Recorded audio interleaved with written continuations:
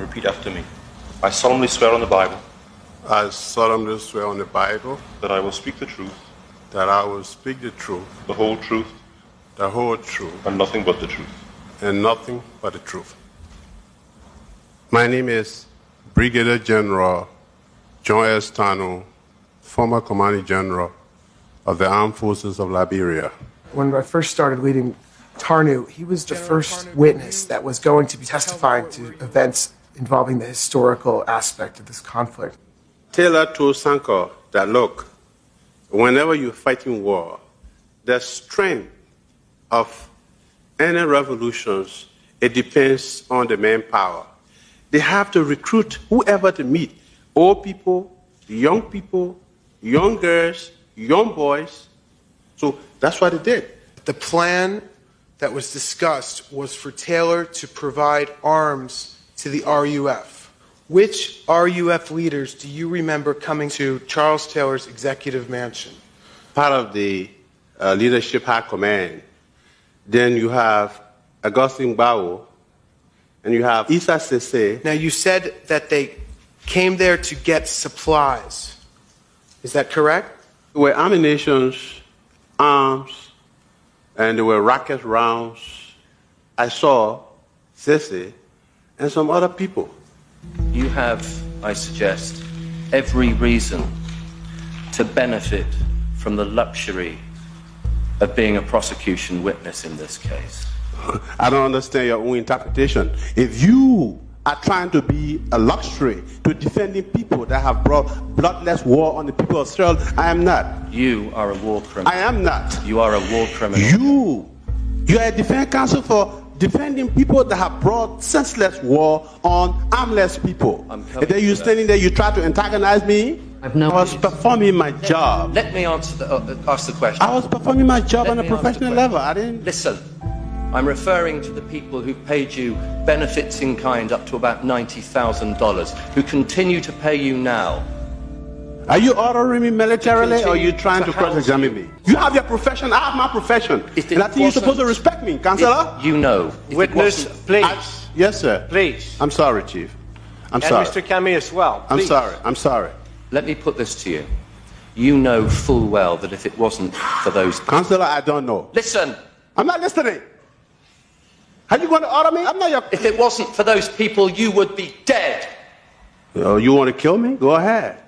But if I was insensible enough, Mr. I would have been I'm dead. not sure where you want to arrive and where you're trying to get at with these kind of questions. I will be there. Please. If you want to kill me, go ahead. I am prepared for any eventuality. That's why I decided to testify openly. It has to stop somewhere.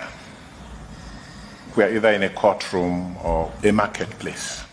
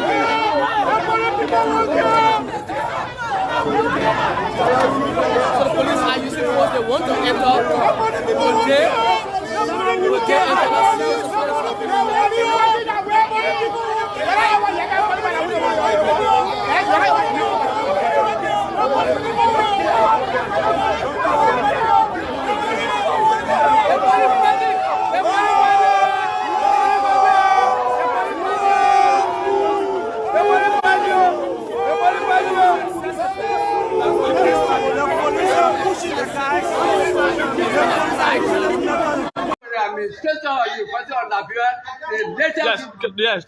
How good talking? So what's the name first and just? I am Mr. John S. Dele, Emeritus Associate Dean of Students of the University of Liberia. Yes, you look, yes, that's what yes. Mm-hmm. Yeah, so what exactly is the issue? Exactly, the university also, please call it 5 months. The university also 5 months. The president made a commitment according to the letter we received on the 7th instant that in 2 weeks, less than 2 weeks, we are going to get our pay. We are not received it, and today is the 30th of March. The order from November to March, I get any tomorrow, it means 5 months. Yeah, so I said from last year November to March this year. Okay, so now about how much are we talking about? It varies. Okay. Because all people's salaries at the time of their retirement, I know when university university committed to some of 60%, others it depends. The tenure of salary. Mine was 60% November 30th, 2019. I was retired to receive 60% of my present gross until the residue of my life. So how long have you been teaching here, or have you taught here? No, I'm not teacher. Administrator, associate dean of students. Okay. So yeah, let's talk to the other person. Let's talk to this. I see you agitating. What exactly issue, sir? We have not gotten our pay for 5 months. And we got people. Our people, So yeah, tell us your name. I'm Prophet AJJ Jr., associate professor of public ministry, retired. About how many years have you taught here? 40 years I was here. I gave the best part of my life for this university. Wow.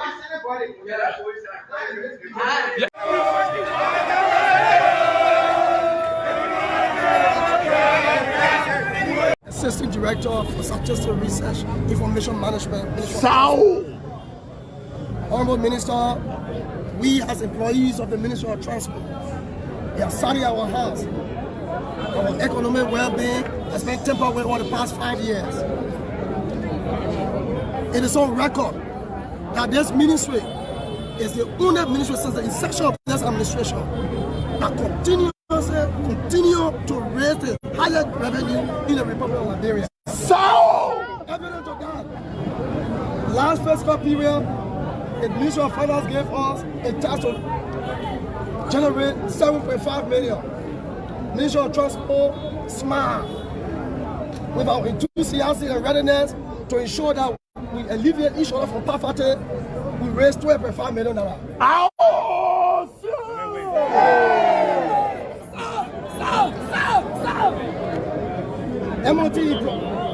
MOT employees are one of the lowest paid employees under this administration. To the extent, some of our employees are $70, $60, $80 as take-home pay. We are living in a society, you and I know, you were there yesterday, you were in the community, you know the current economic situation, one cannot survive on $70 or $60. You are at Popo Beach. You know, you from down the trench. Honorable Minister, it saddens my heart that inspectors within the Ministry of Transport, who every day are chested by vehicle owners, are taking home $125, $115. Why inspectors and other land ministry agencies are taking $400, $500 as take-home pay? That is unfair to.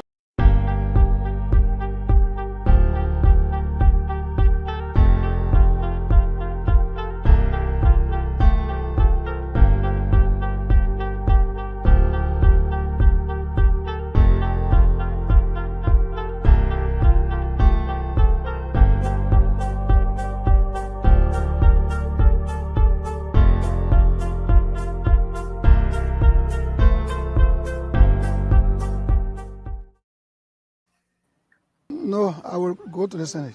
Because you know what? I see this. 2023, it will be Rick. Rick? Yes. What make you think so? Prophetically speaking, I'm a man of God. I'm a man of God. It's not something I'm seeing by this government. I say it will be Rick. By this government? By this government, to remain in power. Okay? And that will bring the government and the civilians into confrontation.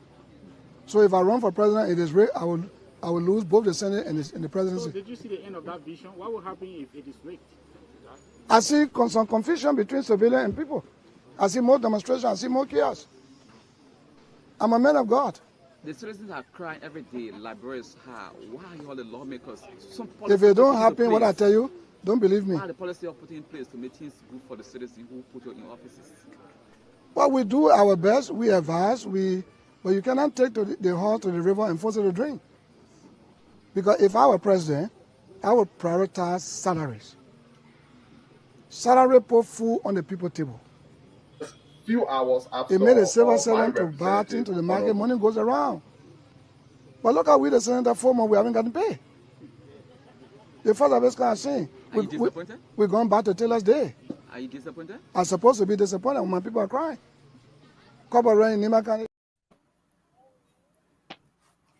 Legitimate financial institutions around the world. Corruption is a social danger because it feeds organized crime. It destroys nation states. It imperils opportunities, particularly for women and girls. It facilitates environmental degradation, contributes to human trafficking, and undermines whole communities. It destroys the future. Corruption is a radicalizer because it destroys faith in legitimate authority. It opens up a vacuum which allows the predators to move in. And no one knows that better than the violent extremist groups who regularly use corruption as a recruitment tool.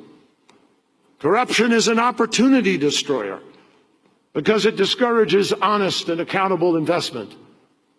It makes businesses more expensive to operate. It drives up the cost of public services for local taxpayers, and it turns a nation's entire budget into a feeding trough for the privileged few. And that is why it is imperative that the business community of the world starts to demand a different standard of behavior, that we deepen the fight against corruption, making it a first-order national security priority.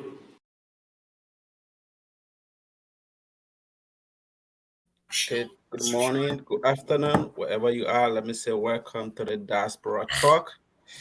And today is the 9th of April 2023, and we are going to be platforming 2 politicians today from Liberia.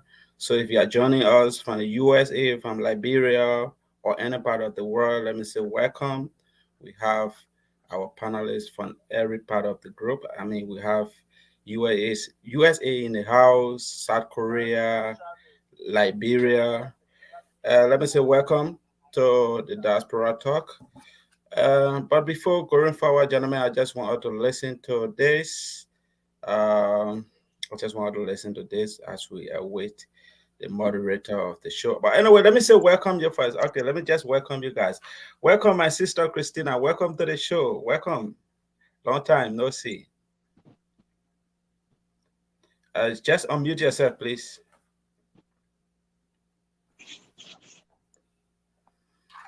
Yeah, I think you have to work on your marks a little. Okay, welcome, Mercy. How are you? How's everything? Thank you. I'm fine, bro. Okay, thank you so much. Mr. Co-host Timas, how are you, brother? Timas? Yeah. Yes, Gabriel, are you getting me? Yeah, I mean, you are a little bit muffling. Need to be a little bit animated, my brother. How's the morning, dear? You getting me? Yeah, you are okay now. How's everything? Yes, good morning. Good morning to our panelists. Yeah, the morning is great from my end. Sitting pretty good and ready to get the show going. But thank you. Yeah. Pretty good. The CEO himself is in the house. So before we kick up with the CEO, let's just listen to this, and then we can just start the show. But let me just ask Christina, let's just test your mics. Please unmute yourself and welcome to the show. How's it? Good morning, my sister. Unmute your mic. Let's test it. Hello? Just speak out a little. I mean, I just want to know whether your mic is working. You are not audible. You are not audible. That's why. Great invaded the University of Liberia that I was engulfed, by a cheering squad at just let me know if you can listen to this, if you are hearing this. The 12th Street area by the Methodist Radio, where they petitioned me to do a piece of job for them. And when I was invited by Spoon to have this opportunity, I was very obliged because they asked me to do something for them, which I've accepted to do. We want to sack Akaro's grave. We want to dismiss our lawmaker on October 10, 2023 for three major reasons. One, rampant corruption, which if we have the time, I will lay out. Two, disorderly conduct. And three, repeated lies in the district and in the country. Thank you so much. Few hours after welcome to the Diaspora Talk. representative, And Honorable CEO, you can pick up from there. Thank you so much. Welcome to the show, gentlemen. Good morning, and good afternoon, and good evening. Gentlemen, are you guys hearing me clearly? Am I audible enough? Yeah, you are audible. Okay, let's say good morning there to you guys in the US of A. Good evening to us here in South Korea. And good afternoon, dear, to our many listeners in Liberia and that of Europe. Gentlemen, welcome to the show. This is Diaspora Talk, where we discuss issues concerning our country, Mama Liberia. Unfortunately, we're supposed to have two guests today, but we will have just one, which is the Anthony Rufus Duonuville. If anybody have a monitor there in the back that I'm hearing sound from, can you just have it muted? That could be much better so that our sound system can be okay. And also, Gabriel, can you please end the call on the group chat, because maybe there where the sound could be coming from. The call is still ongoing on the group chat, so just end the call. All right. I will do that. Okay, so gentlemen, welcome to the show, and good morning there from Canada. Good morning there from Minnesota. Good morning, dear T-Max. And Gabriel, you guys, welcome to the show, man. What a wonderful Sunday. Today's Palm Sunday. And, we know today is the resurrection of our Lord and Savior Jesus Christ for us Christians. And today's a wonderful day. So before we kick the ball rolling, gentlemen, let's start with our thoughts. What are your thoughts? What exactly? There's a monitor. Gabriel, is that you? Can you mute it, please? Let me start off with us. Our guest will be coming on shortly. According to him, that he's now feeling well. He at the hospital, so we will get him through audio conversation, and I think that is much better than he not coming on at all. He said actually he could appear live, but due to where he is at the hospital, it's not suitable to do a live, a video broadcast. So we will place a call to him, and then we will have the discussion, on here. So we're having for just an hour. And then after we dive into other general issues that are ongoing in our country. So first, let me get our thoughts. What is exactly on your mind to every one of us. I will start off with our sister Mercy there from Minnesota. Mercy, good morning there from Minnesota, and welcome to the show. Good morning, CEO. Thank you for having me on. What are your thoughts, Mercy? Liberia is our country. We got less than 7 months until election. What are your thoughts? Is our country a better place for us all? Is Liberia moving forward? Is the life of the Liberian people is much better? I think they're improving on their side. What are your thoughts, Mercy? For me, Liberia is better for me. I don't know about you, but for me, Liberia is better. In the sense that everybody complain on corruption. And corruption is pointed at the CDC-led government. But to be frank with you guys, everybody in that country is contributing towards corruption one way or the other. I said because I will start from the school. Like we see the schools our children go to these days. By the time you take your child for registration, the next thing they're going to tell you that you have to pay for a computer lab. All these things we pay for them and we don't see them at the end of the day. But everything is pointed out of the CDC-led government. Liberians, we are not united. We don't love ourselves. And two, to the opposition, usually I always say this to the opposition. You cannot fight me while you are divided. You have to fight me when you unite. The opposition don't have that unity between them. So I listened to Senator Prince Johnson, and he said this election is going to be red. It's going to be red, R-E-D. And what he was saying, probably opposition will look at it to be their side, that they're going to be on the top. But I'm telling the Liberian people, the opposition cannot win the CDC as long they are divided. They got to unite to defeat the CDC-led government. If not, so Georgia is going for 6 more years. Y'all take Thank you. note on that. Thank you. Thank you very much. I mean, she said her little piece. And, everybody entitled to their opinions because Liberia is a democratic state that I mean, everybody's voice should be heard. So let's go to T Max. T Max, good morning there from. I mean, is it New Jersey or Iowa? I get confused at times, my brother. Both. Good morning, my man. What are your thoughts? What's on your mind about a country Liberia as we get to our guests to discuss, the plans and program for District 8 as you want to unseat the Akaras Mosaic. Well, thank you, CEO, for having me. I was just a little bit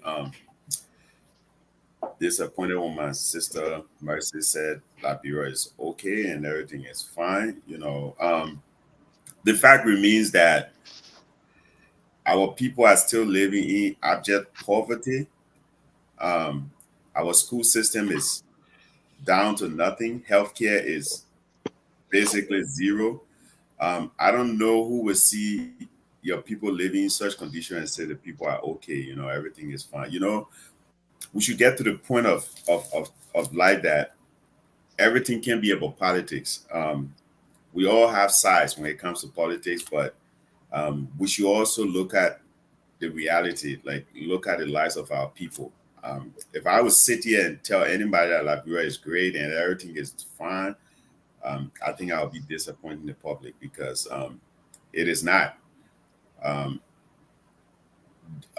though there are efforts being made to solve some of these problems, but there is more that needs to be done because we are basically in the 21st century. Liberia is basically the oldest country in Africa.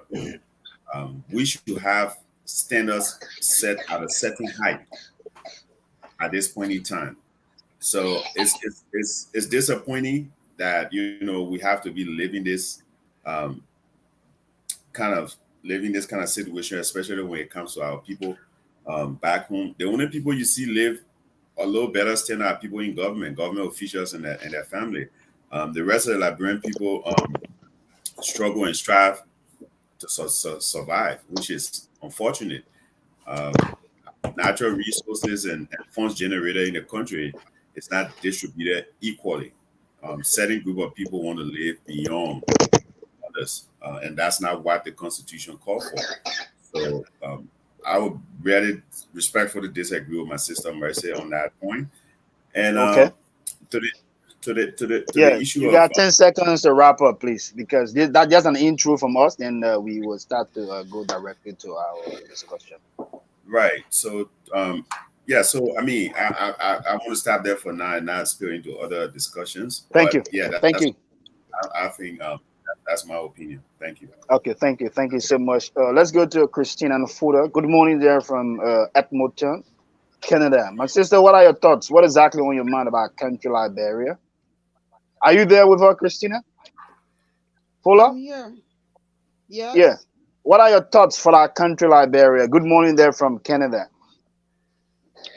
Good morning, CEO, and thank you for giving me the opportunity to express my view. First of all, our country Liberia is going trickle downward instead of upward. We see a lot of devastating news every day on the social media and on news medias. That which, of course, we know that Liberia is going trickle downward. But it's not just Liberia, it's a global issue. Economic situation now is global, and other situations are global. So taking it to Liberia as a third world country, one of the poorest nations in the world, it just become a kind of issue that is beyond our own control from what I foresee. That people will always be crying for starvation, people will be there crying for no job and what have you, because we don't have the population to sustain our economies.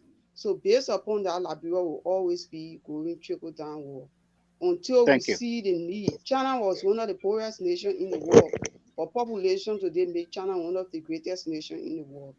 Seeing our population and our market, we will not have we now have companies coming in to help build human resource and other infrastructures development because we don't have our social our population to sustain the companies. So based upon that, I lay my case to rest for this morning. Thank you. Thank you so much. So Gabriel, let's hear you, my brother. Good evening there from Duncan Tom, Bosan City. I mean, yeah, Bosan City, right? Yeah, exactly, man. My brother, welcome to the show, man. Let's hear you. What are your thoughts, my man? Yeah, CEO, thank you so much. And let me say welcome everybody to the Diaspora Talk. Okay, really wise, rather on my mind this evening from my end is the private setup, my brother. I think it has come to a point right now in Liberia where the country or government has become that the economic grandma and grandpa or or father and daddy for everyone. I'm trying to say this because everyone want to leash on the national part. Nobody is looking into the private sector these days. Everyone want to go into the house. Right now, if you rather go into Liberia, every potential man that either maybe put role somewhere or did certain thing, likable in the community, he or she may just want to run for the House of Representative or want to just to go in the house. I'm trying to say this because the private sector is being vulnerable right now. Nobody is looking at the private sector. Everyone wants to run in everyone you see, every young man coming up. I don't want to become a representative or a senator. So we see right now the private sector is being exploited by the foreigners. The people are the one taking care of the private sectors. Instead of reviving the private sector and employing people there, I think government now has become the biggest employer in Liberia. We are no longer looking at, the private sector, how to revive, how to make ourselves more attractive and strategic as a country to attract investors. How can we, let's say to attract investors, or we empower local farmers, we empower our own people. There are so many resources we have over there that we can exploit to our advantage. But right now, you see, everybody want to go into politics. I think it is time now that I think the issue of representative and senator, I think the bar should be a little bit higher to discourage some people from going. Even though it is democracy and everyone has the free will to participate, but I think the bar should be a little bit higher to discourage some people, or either they lower the incentive that's the lower the monetary gain that is all often getting from the horse to discourage some people, because now we are just forgetting about the private sector. Everyone wants to be a politician. Okay, Gabriel. I think your point is well taken, and I would like for us to be able to observe time too, because trust me, our guest is already ready. He's set in the background for me to bring him on. So let me get my little thoughts of Liberia, what I have on my mind. Let me well, Emmanuel, welcome to the show, my man. Yeah. Thank you. The people normally say when you go late to church, you won't be opportune. Yes, I'm telling you. So okay, gentlemen, I mean, welcome to the show, my brother. You there from Duncan Chumney in there, Bosan City, my brother. Welcome to the show. It's good to have you on. But let's just give you at least 30 seconds to hear your thought. What are your thoughts, my man? What's on your mind about country Liberia? Let's just give you 30 seconds quickly, then I will conclude on this. Then we'll bring our guests on to start our conversation right away. Go ahead, Emmanuel. Yeah, first of all, thank you. I've been trying to get on. I think I have some late technical problem, but our technician just get me through. Oh wow, that's good. Yeah. So today the only thing that is on my mind right now is to meet our studio guest, and I'm well charged. So yeah, we can really discuss issues concerning the hit. So okay, yeah. That's fair enough. Thank you, gentlemen. Thank you, Black. So, gentlemen, that is what's on my mind, and let me see if I can take maybe about 30 seconds to just spill this out. You know, what on my mind is about a country Liberia. I love that country so much, and I want Liberia to be one of the best countries in the world. But one of the things that I see that we have serious issue with is with this government. You know, when a government or a political party are elected into position and they become a government, they become a leader. What we expect from that political party is not politics anymore, but policy. What we expect when a political party being elected, we expect policy than politics. But what I have observed over the long period of time, all that I saw from this government is just politicking instead of policy. We expect to see a lot of policy, we expect to, observe a lot of policy making in our country where, for example, the issue of civil servant salary, the issue of job creation, the issue of companies coming to the country, the issue of, a strong rape law, the issue of, a law for, for children, the issue of mob violence, being a serious crime in our country, that people will be chastised whenever they are found, in such, but we're not seeing all of these policies into being. Even if it is on a document, it is in a constitution, but we're not seeing it into full swing. We're not seeing the activeness of it. Somebody will steal in the community, the next thing you make up your mind, they put tire on that person, and that person is dead. We don't see those things happening in Western world yet. If there's somebody get in your house, to take away something, the next thing you call it 911, and that person might be arrested to be taken to prison. When last any one of us in the diaspora see people cut a rule and beating that rule and putting tire oil in the brain? But those things happen in our country for common, and the government are there. So we expect to see a government, that will, implement policy for its citizens. But instead, that politics, that whole day that 0-0-0-0. I say, all those kind of a thing that that is not the time now for it. And one more important thing that I want to talk about is this. It is better we build our country on policy than building our country on individual. The entire CDC government now is being built, or they are trying to build the country right now on an individual. What everything, it is a president project. What everything, it is the president, it is the president, it is the president. That's why when President Weah is no more tomorrow, most of these surrogates around him will suffer a lot.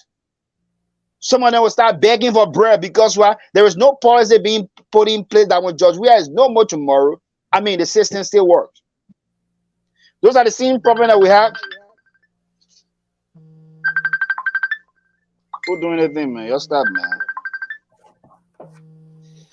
That is the same problem that we have today with Libya. Even though Libya is one of the best countries in Africa, that have almost everything the citizens are living perfectly, Gaddafi is no more. Where's Libya?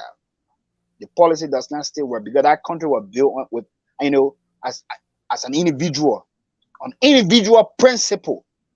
It is the same thing that is happening now for Uganda. Analysts now are worried about when Kagame is no more tomorrow, what becomes of Uganda?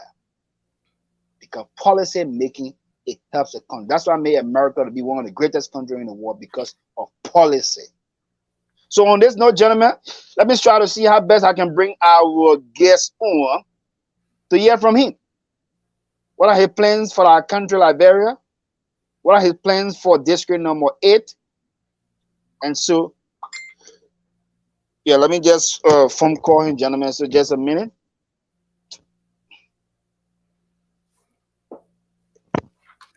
Okay, gentlemen, wow, you called it. Yeah, Gabriel, please do that. Let me just get him right away. I'm sorry for that, gentlemen. Let me just get him right away. So we'll just take an interlude of music and we'll be back.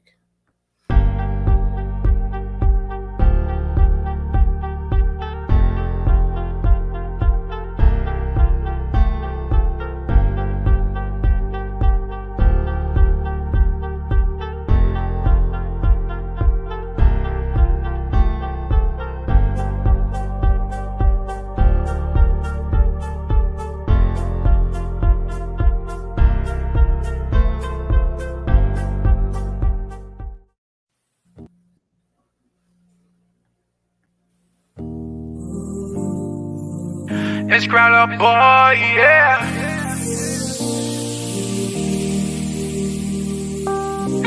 I too happy you came my way. Soon on day break like your face I wanna see. I just wanna be loving you.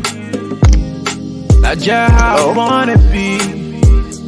Okay, just hold on. Okay, I'm trying to get the speaker well connected so that the sound can be better. Are you okay, then, CEO? Yeah, I'm good to go, brother. Yeah, can you guys hear the ambassador? Hello? Yeah, are you there? Yeah, this speaker, hold on 1 minute. Why did things sound just so low, man? What's going on? Gentlemen, are you guys? Yeah, I know you. Are you guys hearing him, gentlemen? He's somehow low. Very low. Sounding low? Okay, hold on. I think it's from my end here. I have just hold on a minute, gentlemen. Let me.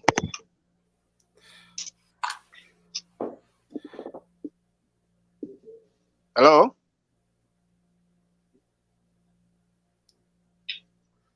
Hello? Okay, CEO, try to fix it. Then you get back. Yeah, are you there? Yeah, gentlemen, are you guys hearing him now? No. Are you there, sir? Hello, can you get me? Gentlemen, is it not better? It's audible from my end. Okay, good to go. Good to go. Okay, just hold on. Let me station my phone right away. Yeah, I think they are hearing you now. Just hold on just a second. Let's look at the live interaction and try to ask whether.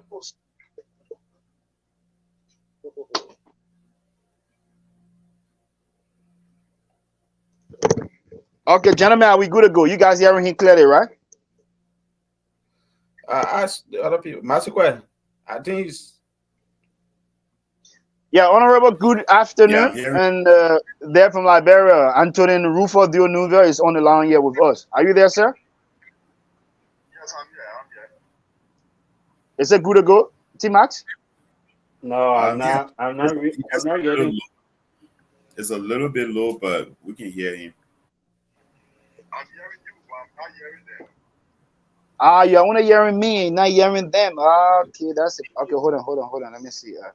Okay, hold on. Hello, are you there?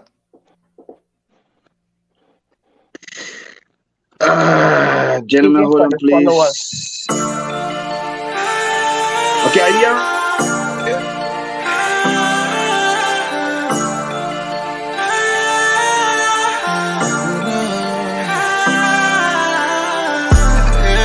All my haters catching cold.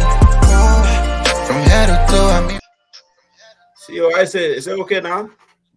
Yeah, hold on. He said he's not hearing you guys, so that's the issue we have. Just hold on just a minute, gentlemen. And if you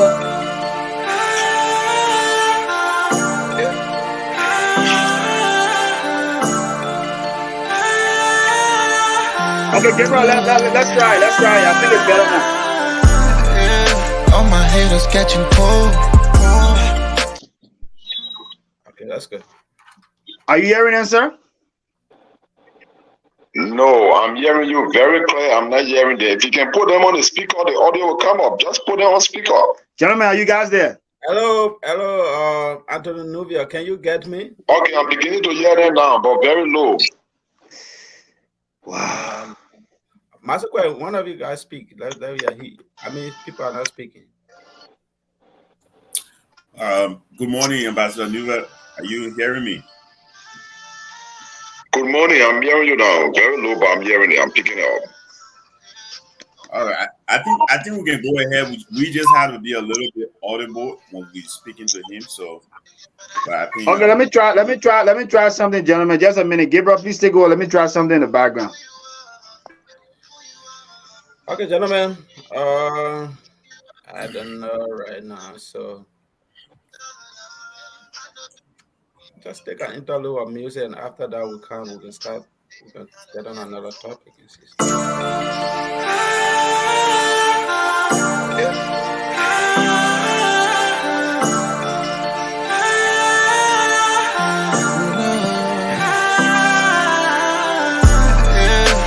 Yeah, gentlemen, I want to apologize there for All of this. Head up though, I'm in my zone. Why play you when I had no money? Like now you acting like you know me. Who you are, yeah, who you are, yeah. You know me, but I don't know who you are, yeah. Flexing on these bitches in my new designers, yeah. I know bitch more frankly, I don't know who you are, yeah. They been tryna hit a bullet, but this is my time, I own this Rolex. Switch it up, baby, tell me what you want, I got what you need, no, don't check.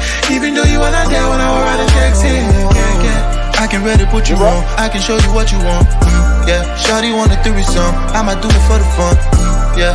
I can let her run around. Okay, see you. Let's hope everything is okay now. Yeah. That's what we're gonna do. He's gonna come on the live. He's gonna come on the live feed, but we will not have you on camera but audio. So I already did that.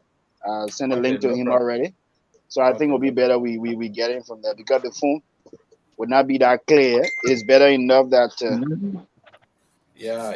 I think that will be okay.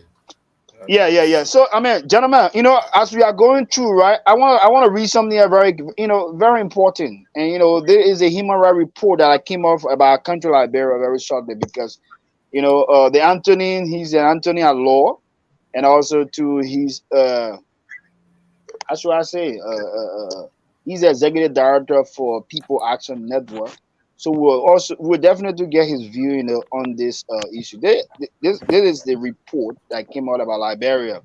According to the viewer, the Liberian government has been implicated in atrocity for human rights abuses. Gentlemen, this is very, very deep. This is very deep, and this is something that we need to talk about, as a people. Human rights abuses, extrajudicial killing, money laundering and drugs for life-threatening prison condition, restriction on freedom of speech, corruption, cruel punishment, illegal detention, international crimes, among others. These are being the report that came out from the United States Department 2022. This is very, very terrible for our country. It is telling us about our extrajudicial killing. It's talking about human rights abuses. It's talking about corruption, cruel punishment, illegal punishment, and so on. It's just bucket. It is a report that came out of our country. And we need to look at these things very carefully. One of the things that make people to go to a country for tourism, or one of the things that make people that they decide not to go to countries, these are some of the reports they read out. Now the war is just very simple now. You want to go to any country, you just go on your phone, bang, bang, bang, bang, bang, bang, bang. And you start to read about the country, you try to get information about the country or how the country is, the citizens, the government and what have you. Then you can decide, okay, but then this place is safe. I don't know what happened, gentlemen. Hold on.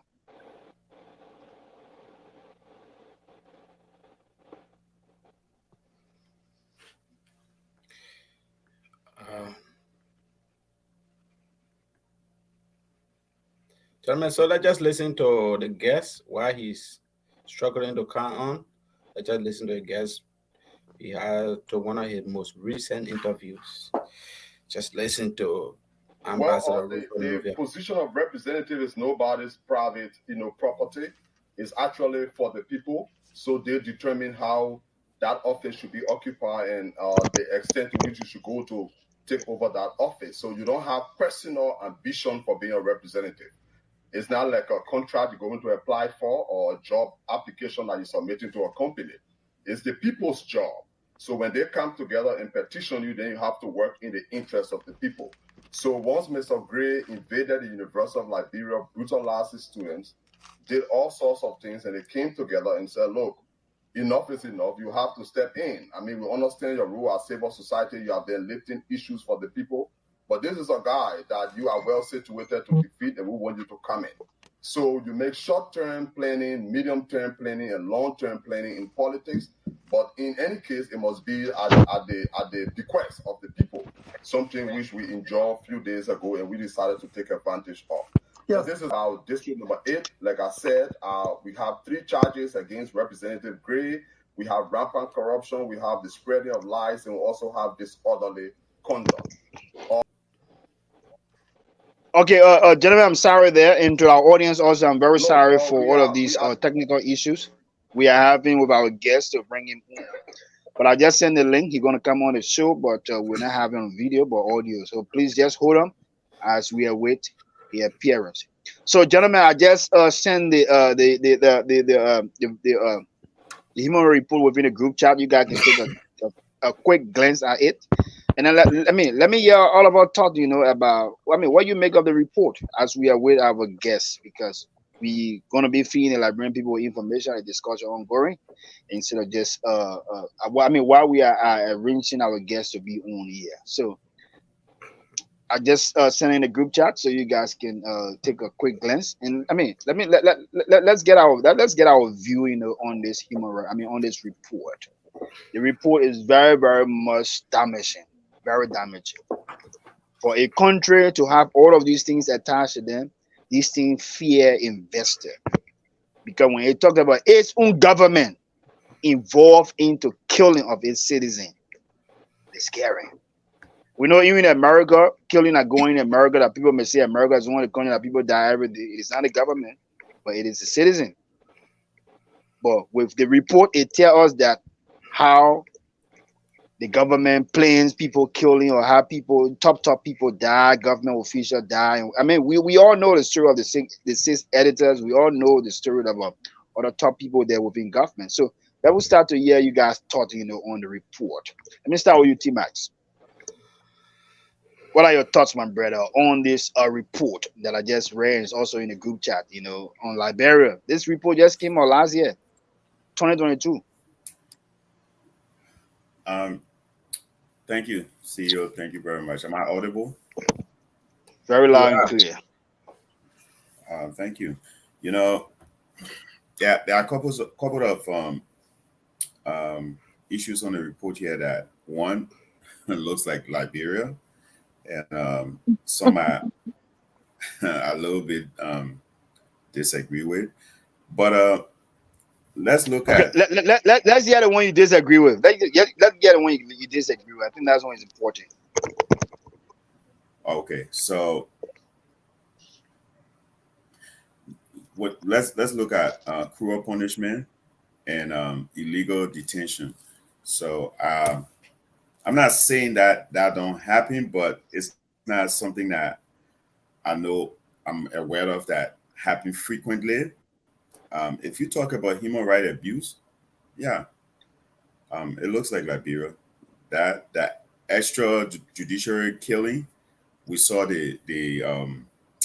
those auditors, and up to now there's no redress on that. So yes, look like it. Money laundering, drugs, life-threatening. Well,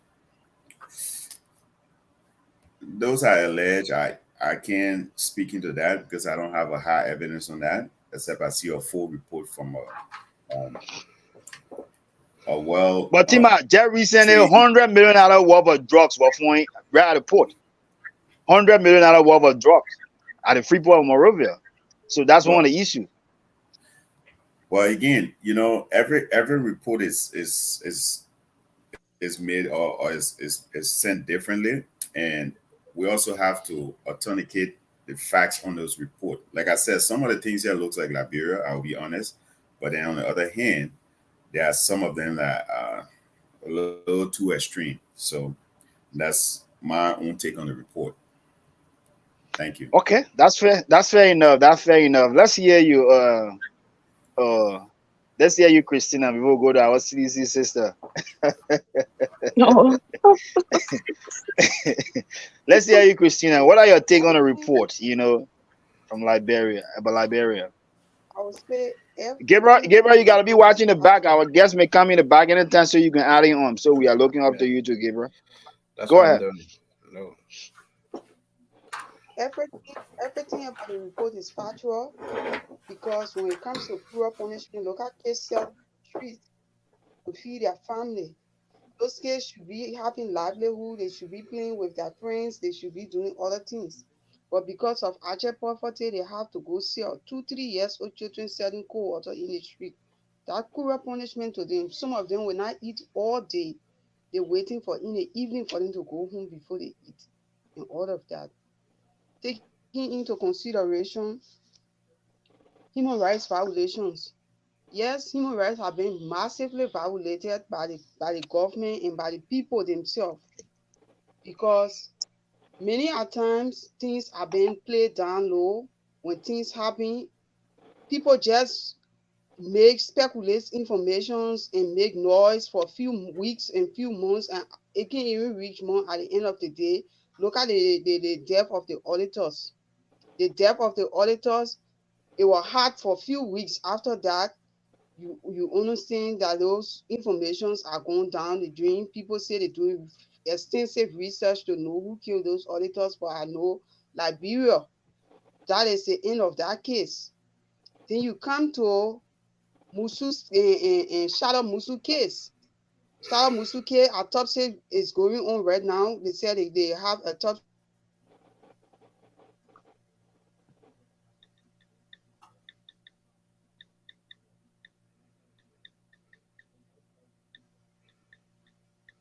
I think she has there are some glitches there. CEO, are you there?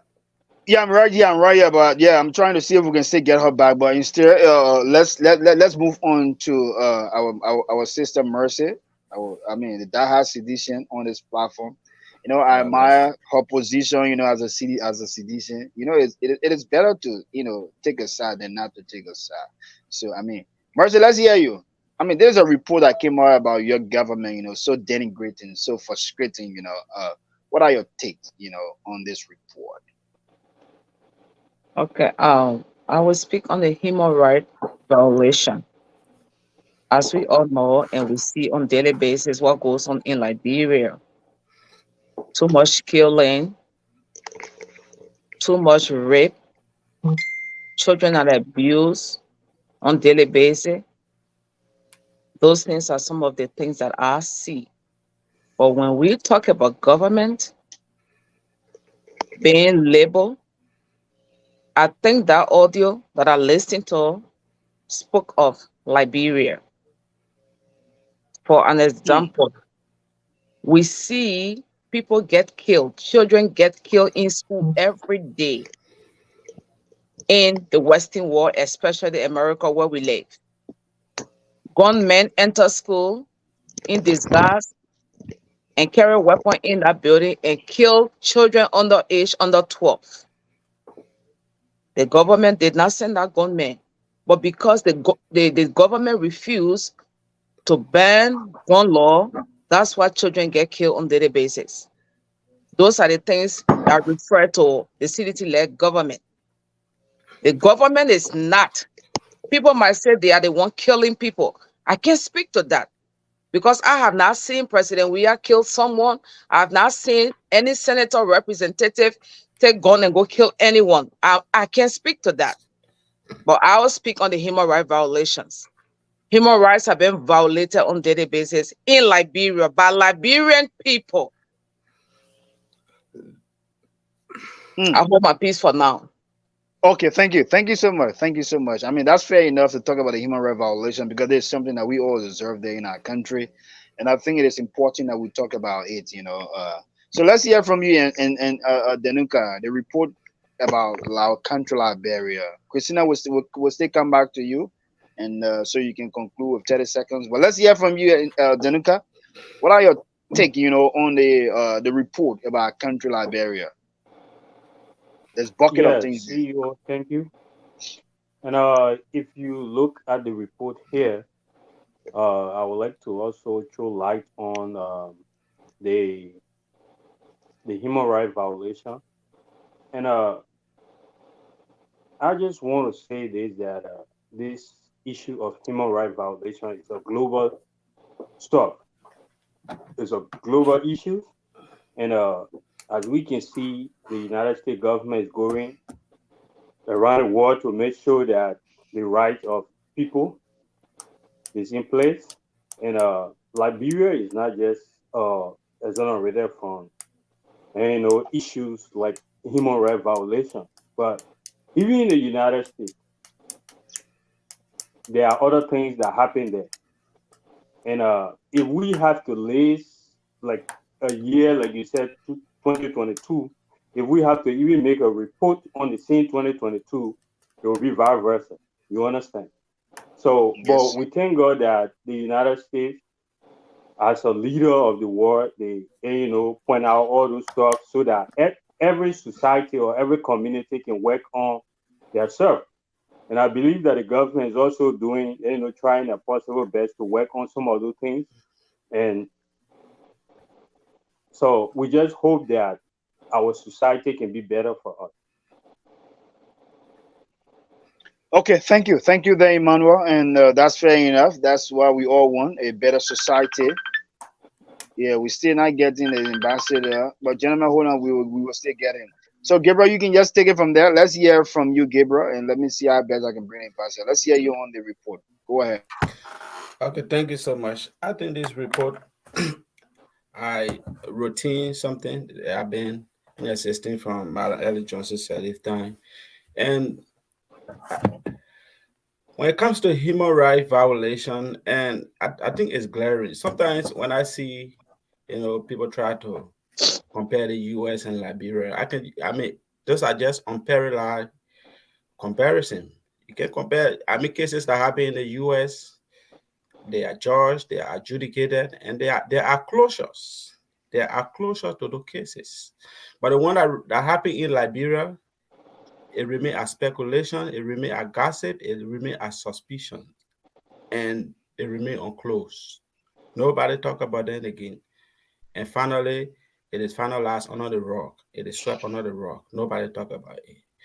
Let's look at, when we talk about human rights violation, let's look at last year, July 26th, when these guys, the Soup Boys, they went to protest their constitutional right. That is something that is provided by the Constitution. And what happened? We had a group of guys from CDC COP. They went there and manhandled one of the guys. They beat him. They reminded Liberians of the day Prince Johnson was dragging our late president. And what happened to it? Nothing happened. Let's look at in district, let's say there was a guy who was on Facebook, and they said this guy was imprisoned by Jefferson Kochi and he was beaten. And nobody cares to talk about it. That stood, and he was manhandled, he was in prison. As we currently speak, they said Jefferson Kochi has a prison in his compound. Oh my goodness. Oh yes, I'm telling you. Yeah, wait. The guy who said the arena of falling, like he didn't want to beat so. That what you talking about? That's what he said. It's Jefferson Kochi, the new police station. And what came of it? Let's protect Gabriel, please, my sister. Go ahead. We are talking about human rights violation, right? So sometimes the report, the people do not just speculate. They come up with examples. Let's look at unlawful detention. They mention Asif Atokpa in this particular report. Asif Atokpa was arrested and detained by an immigration officer at Waterside without any crime, and he was forced to come back Liberia. Because of shame, the government allowed him to go. Because he wrote a book and he got threatened, so he had to start, running away for his life. And he got arrested and detained right at this place, at Waterside, and he's mentioned into this particular report. Let's look at the 4 auditors that died. There has been no closure yet. It still remains as a speculation. My sister Mercy Defeater, I just saw on your Facebook post. You said, I don't know, one of your relatives died mysteriously. And this mysterious killing is not only, it is happening right in Liberia. It's happening to all these things. So these are some of the things the people are mentioning in this book, in all these reports. There are lot of mysterious killings. And these killings, No one has been arrested, and yet we are still paying taxes. We are still paying tax. I mean, we are still paying our government for security, and yet they say we still remain insecure. There are a lot of mysterious killings. There are a lot of, there are a lot of mayhems, and it is not about being political, or it is not about taking a political side. But if you read this report, you will see all these things that, okay, let's look at what happened to Gloria Mususka's daughter. They Yeah, came like give you up, 30 more seconds, Gabriel. yeah, Go they ahead. came up and called, let's say, this mayor, the councilor of Jerome Verdia. He went on air and named the perpetrator of that particular crime. So what is stopping the government from bringing Councilor Verdia to the public? That Councilor Verdia accepting all his statement and clear the doubt of the people. This thing is still hanging in the sky as speculation. Councilor Verdia said that girl was killed by Jefferson Kochi because Jefferson Kochi sent one Vadi Tele. That is a blatant accusation. A government that cares for its people by now, I mean, should I just found, fighting for an extradition, something for Jerome Verdia and bring him back to Liberia to kind, and accepting all what he said. But yet then still, nothing happened. The three missing boys up to now, I don't know how many years now. All these things, nobody is talking about it. So I can just say that, I mean, our people are watering, or they are just in the desert of uncertainty. So these reports are not reports that the people just sit down and just imagine. It's not an imagination. It's things that they write and also mention. If you read the report, you will see a lot of mentioning. People mention, you will see police officers.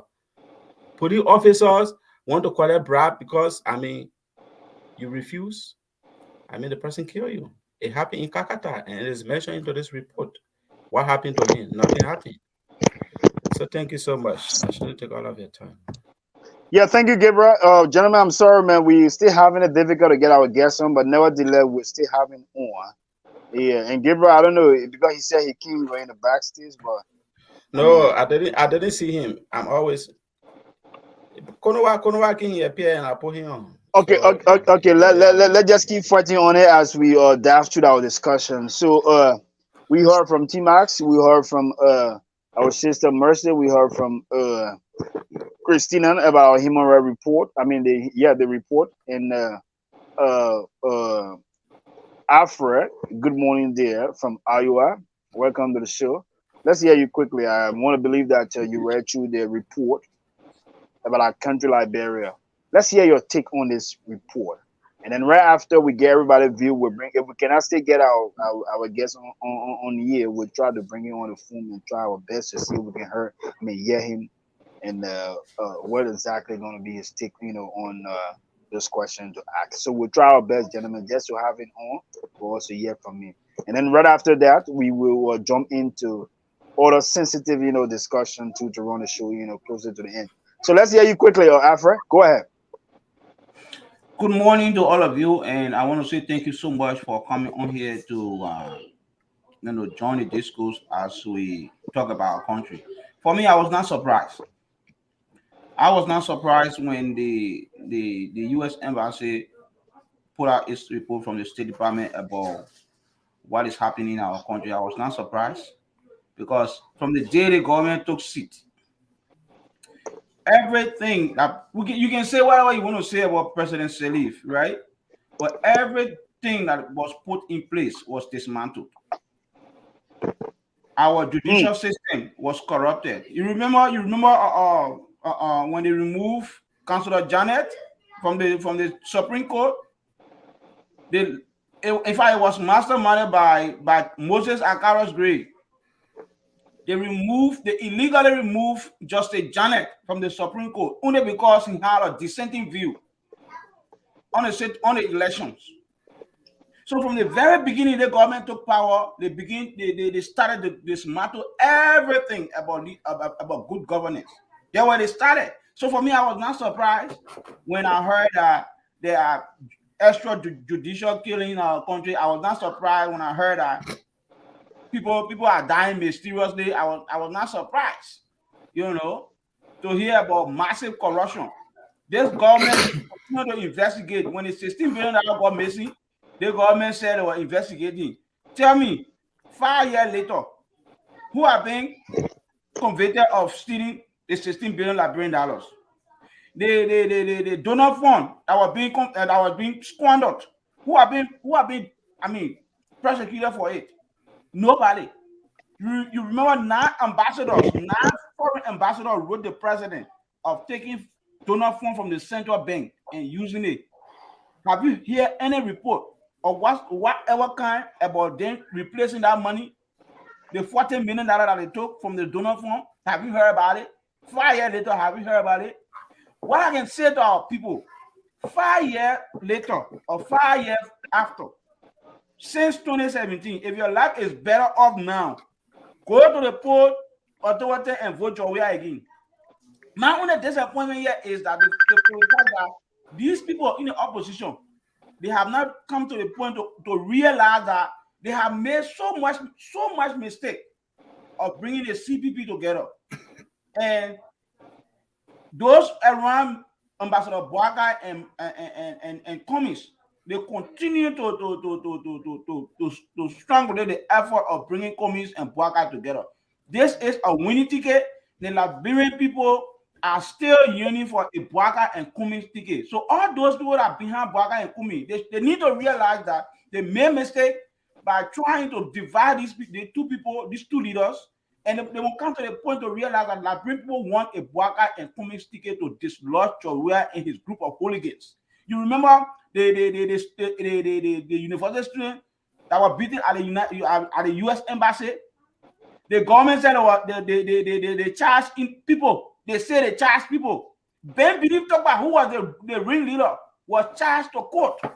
What happened to that case? What happened to that case? Then people come and sit there and say the country is better. Chorua is a disappointment. It's an embarrassment. He needs to go. Thank you so much.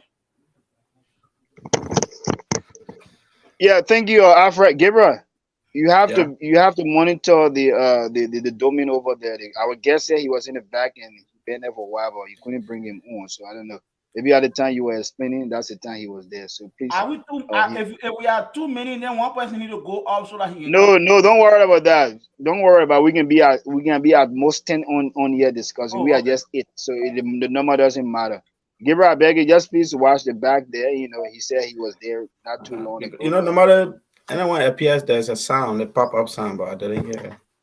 Yeah, you know, that's what I'm saying. When you were explaining, perhaps that's the time it happened. You just have to scroll. Yeah. So okay, good to go. I mean, fair enough, Alfred. We get your point, and let's hear you, our brother Catman. Okay, I mean, before we go to you, Catman. Let's just conclude with Christina. You was giving your point, but later you had a glitch of your internet. So let's give you 30 seconds so you just conclude on the point that you're making, and we go to Catman, and then we'll try our best to bring our guest because it's very important. We need to hear from him before we dive into our final discussion. So go ahead, my sister, quickly. 30 seconds. Christina, you have to unmute yourself, and then we will hear you. I think she is frozen, sir. Okay, then if not, then we'll go directly to our IT specialist here, our man Catman, our technician who been in the back, you know, solving all of the major problems, you know, along with our man Gabriel. So let's hear you, Catman. What are your take, you know, on the human rights report, but on the report, because now when the human rights, there's so many things there. Catman, let's hear you. Unmute yourself, my brother. Good morning, happy Easter, family out there. Happy Easter, listening public. Praise God, Christ is risen. It's good to be out here this morning, this beautiful Sunday evening on you guys' end. Looking at our country, Liberia, when it comes to the judicial malpractice, I would say going on. It's nothing strange under the leadership of this. The judgment should not be here. Can you hold on, Christina, please? Somebody's on the floor. Can you hold on, Christina? Please hold on. local unusual killings in the I country think let's just and go on start because her today. internet. No, go on. Carry on, man.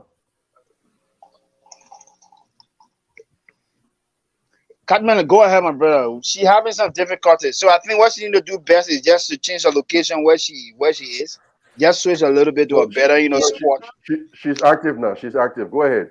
Yeah, but it's coming in broken. We ain't getting her clearly. It's coming in broken. Can you hear me now? Loud and clear. Loud and clear. Go ahead.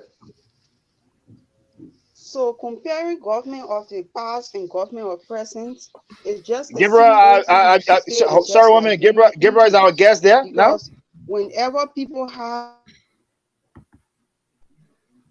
No. Okay, go ahead, Christina. Sorry.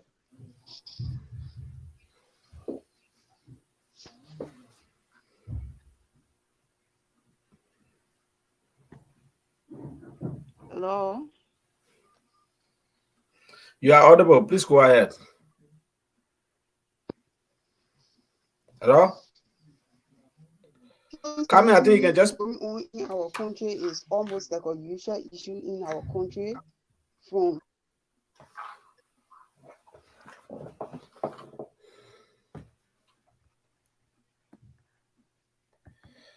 Kami, I think you just have to pick up from there. Christina's internet is unstable, I think. Hello. Yeah, internet is label unstable. Probably you could just change your environment. Just try to change your setting a little bit. Gentlemen, I think we'll have to take a break and be back. Please. I don't know what's going on. Yeah, your internet is somehow glitching. I think that's getting fast. I don't want to believe it. Whoa, whoa, whoa, whoa, whoa. Love is all we need to make it see. This is the time to come together. Keep life in. Hello, are you there? Are you okay now? Yes, I think I'm okay. Yeah, just go ahead. I think your internet has been glitching. That's why. I don't know what's actually going on because the internet is starting from my phone. Yeah, now you are okay. You are stable, so you can just it's a little bit stable. So you can pick up from there. Comparing government of the past and government of the present, the same old thing is just going on repeatedly. So it's not all about the just real government. Though we will not compromise killing our unique citizens like the auditors and other people who have died. We'll not compromise it to say because of party politics or what have you. But this thing we have to look at it into take serious consideration into what is unfolding in discussing issues of national concerns that this human rights violation is a kind of issue that we have no control. We can say that we have no control because from corporal punishment to cruel punishment or every human rights violation, that Bureau have been actively involved into it. So it's something that we need to recalibrate and see how best that Bureau can start from a different standpoint and from a different location so they can see how best to put stop to human rights violations and other issues that have come to the international scene and they have been highlighted by the VOA and other stakeholders of the world. So I lay my case to rest for now.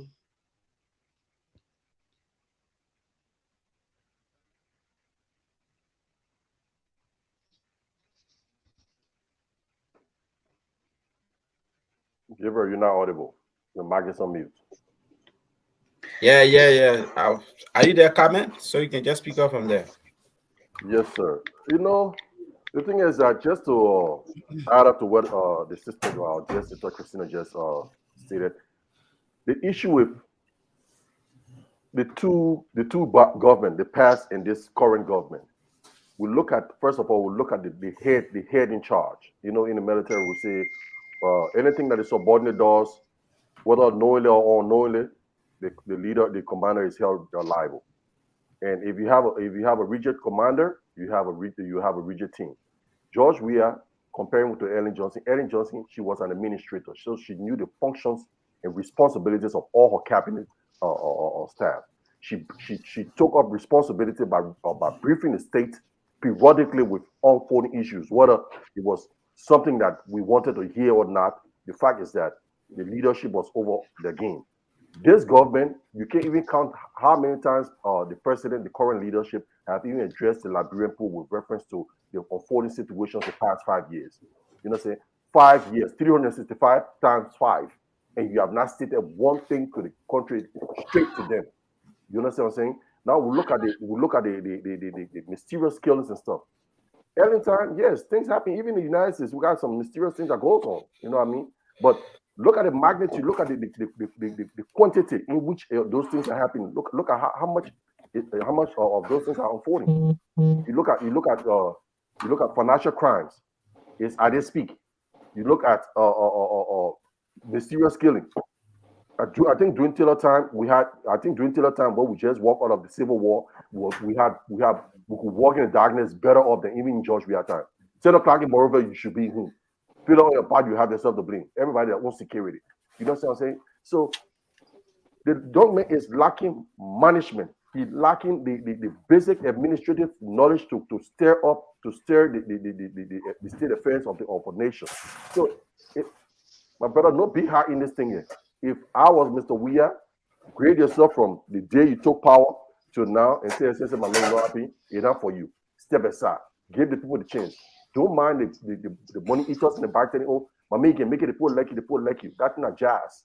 Because guess what? At the end of the day, you see Mr. Taylor, he's alone down there. And he's preparing the mattress next to him for George Weah, because if he's careful, he's gonna be apartment mate to Taylor soon. I'll leave my kids to rest. You can, push it forward. Okay, so gentlemen, I'm so sorry that we still had it difficult to get our guests through our app here, but I think, can you guys hear him clearly? Anthony Nouvel, can you greet our panelists, and that of our audience? Hello, gentlemen. I don't know what our lady is on the panel there, but yeah, we got two ladies here. Okay, ladies and gentlemen, this is Rufus Nouvel. I'm speaking to you from Liberia. Sorry, the bad internet on this side, but I mean, I think you're hearing me. Yeah. Are you guys hearing me, gentlemen?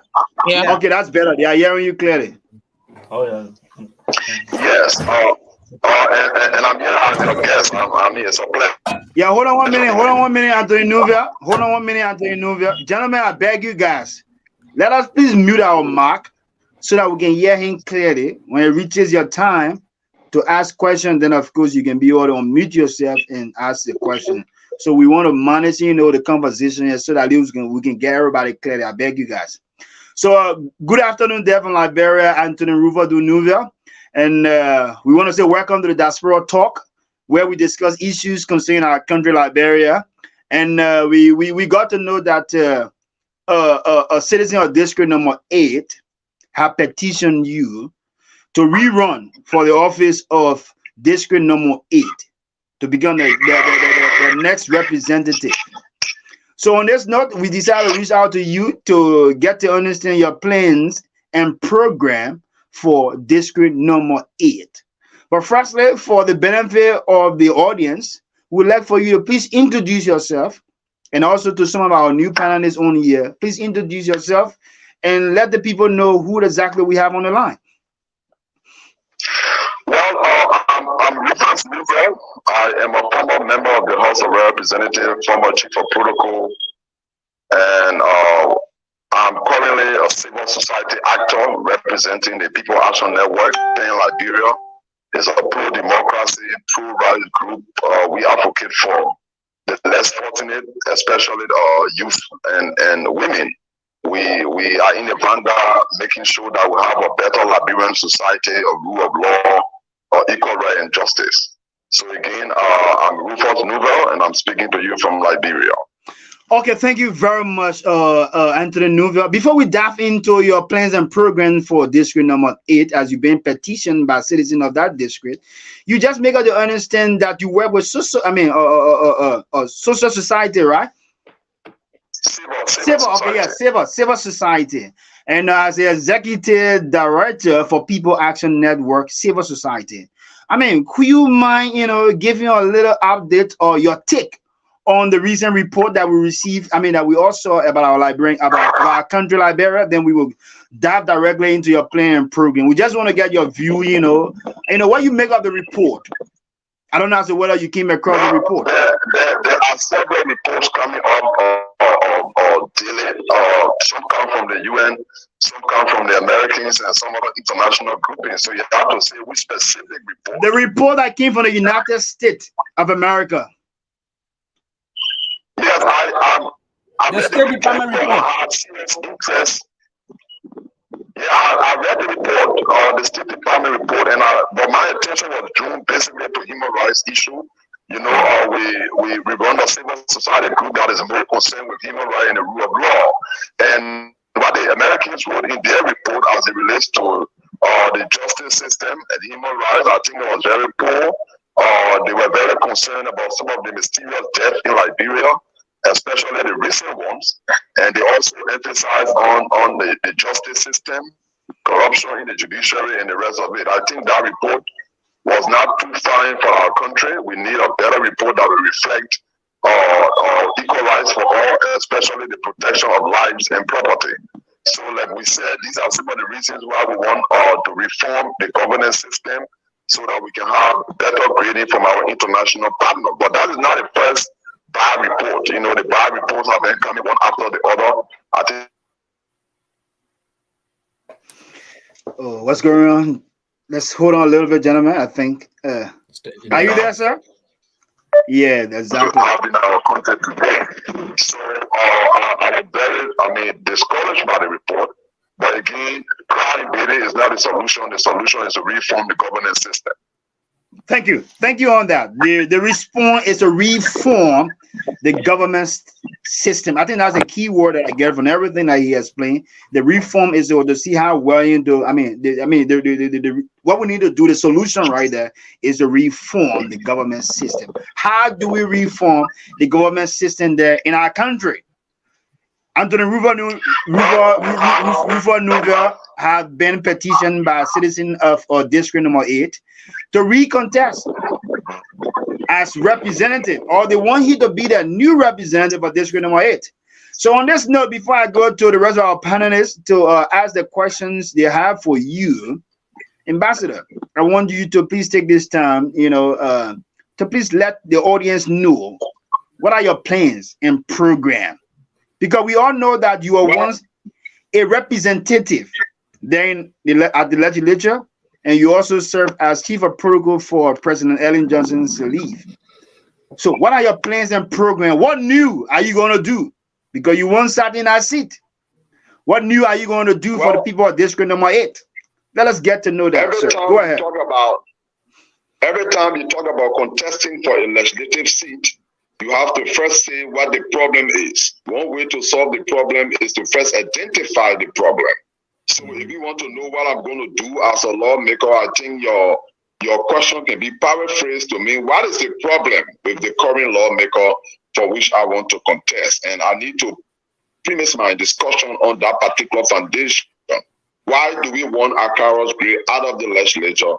And then before we answer the question, also, what are the new things we want to take there? Okay, that's very fun because, like I said earlier, you once sat in our seat, and I think sitting on your post and watching from different spectrum, you get to understand that there are some problems. What are those problems? Identify the problem and tell what are the solutions you have for the problems. Well, currently I'm represented by Mr. Akaros Gray from District number 8. That is where I have my property. That is where I live. And I have issues, or we all have issues with our representatives. And it's based on that a group of young people, students, or women and the rest of them decided to petition me. Well, there are three major problems we have. There could be thousands of them, but there are three major reasons why we want our representatives out. Number one, Mr. Gray undermined the judiciary, the independence of the Liberian judiciary. Number two, Mr. Gray brutalized university students and destroy the sacred culture of our own academic foundation. Number three, there's rampant corruption in district number 8. So these are the three broad reasons which I can populate later. These are the three broad reasons why we want the representative out. Undermining the independence of the judiciary, violence against students and youth in this country, and then rampant corruption in district number 8. Okay, gentlemen, I think you guys got it very clear of what just he said. So what are your plans and programs? What are those things you're going to be bringing on the table? Because you have already identified the problem within district number 8, in which where we all understand that Moses Akaros Gray is a representative. So what are those plans and programs? What are the things you're going to make? What new you going to bring on the table? Well, first, it's important for the panelists and the Liberian people to know that I served as representative more than 12 years ago, about 12 years ago, and I was suspended for 3 months because I stood up for the Liberian people. And the reason why I was suspended, the problem is still there. That's one of the reasons why I want to go back there. For example, you could pay civil servants were paid $35, $40 in Liberia. I demanded an increment in civil servant salary and the provision of buses for our people. My colleagues took offense when I insisted that our salary should not be increased. Instead, civil servants should be increased, and I was suspended for 3 months. However, when I went back, we continued the debate, and we took civil servant salary from the minimum of $35 to $150 United States dollars. More than 12 years since I left the legislature, the least paid civil servant is still at $150 United States dollars. I think it is unreasonable, it is unfair due to inflation and the high cost of goods and services. I need to get back there to make sure I push the agenda of civil servants, at least so we can have a minimum of $200 to $300 United States dollars, which is not that enough, but it can at least carry a family for 30 days. So I want to go back to make sure I advocate for the increment of civil servant salary. The second issue I want to lift when I enter the house is that we have serious problem in Liberia with child support. Some of you guys live, most of you guys live in the diaspora, even though you come to Liberia all the time. You know, up there when you born a baby, you have to take care of that child. It is becoming a new culture in Liberia that a lot of men, not all men, don't get me wrong, because there are some very good men, but there are still a lot of men who are having babies by our daughters, by our sisters, by our mothers, and they are not supporting those children. The enrollment for girls in our country is going down because most of the girls, when they have the babies, they don't have the time to go back to school. We want to have a child support law that will mirror or resemble the child support law in the United States. Persistent non-support must be a very serious issue.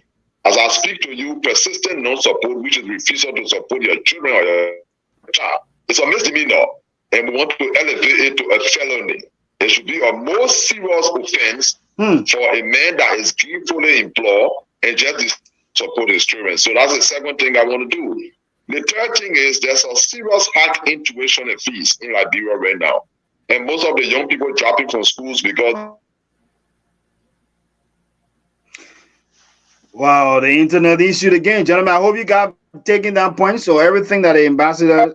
to live up to the high national budget and see a way to... Go ahead, sir. Go ahead. We are hearing you. Are you there?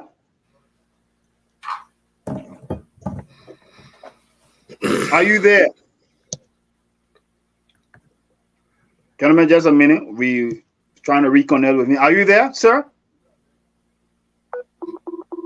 Okay, let's try to place back. Yeah, I mean, I think we are getting there. He's almost conclude on his plans and programs, and definitely we're going to dive into questions. You know, we have 8 on here tonight. Okay, I think he's calling back. Let's get him. Yes, sir. Are you there? Are you hearing me? Yeah. Even though you went up, but we got you back. Go ahead, sir. And so the final thing I want to do is to make sure that we look at the anti-corruption statute in Liberia. We need a review of the criminal procedure law to make sure that we tighten all of the screws on the fight against corruption. no society will develop when there's corruption. So these are the four new things we want to take to the legislature. There are many things, but in our first year, these are the four things we want to tackle. Okay, thank you so much. We have our 8 panel on the year. 8 panelists on the year, and we're going to ask you questions. You know, we're gonna cross-examine you. You know, asking questions. You know, from different perspectives. So the only thing is that we just want you to be well situated so that you can get all the question clearly, and then be able to respond so that you themselves can be able to hear you perfectly. So on this note, gentlemen, I think you guys heard him.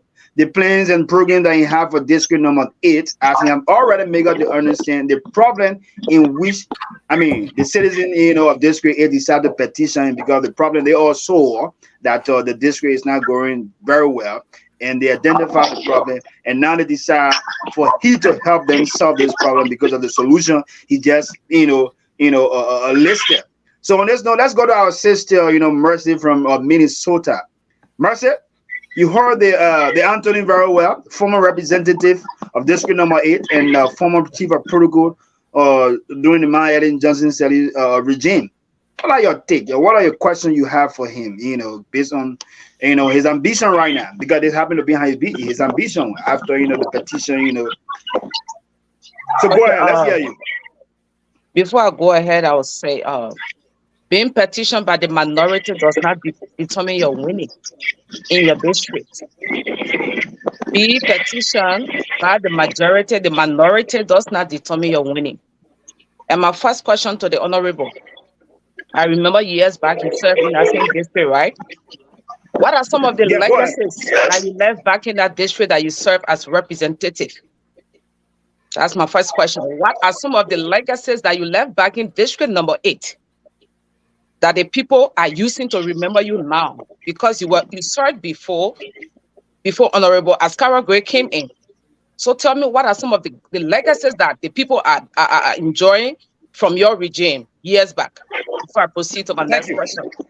Okay, thank you. Anthony Nuva, I think you heard a question, right, sir? Yes, I heard very well. Okay, thank you. The first thing she talked about a minority. Can I answer now? Yeah, go ahead. The first thing she talked about a minority petition.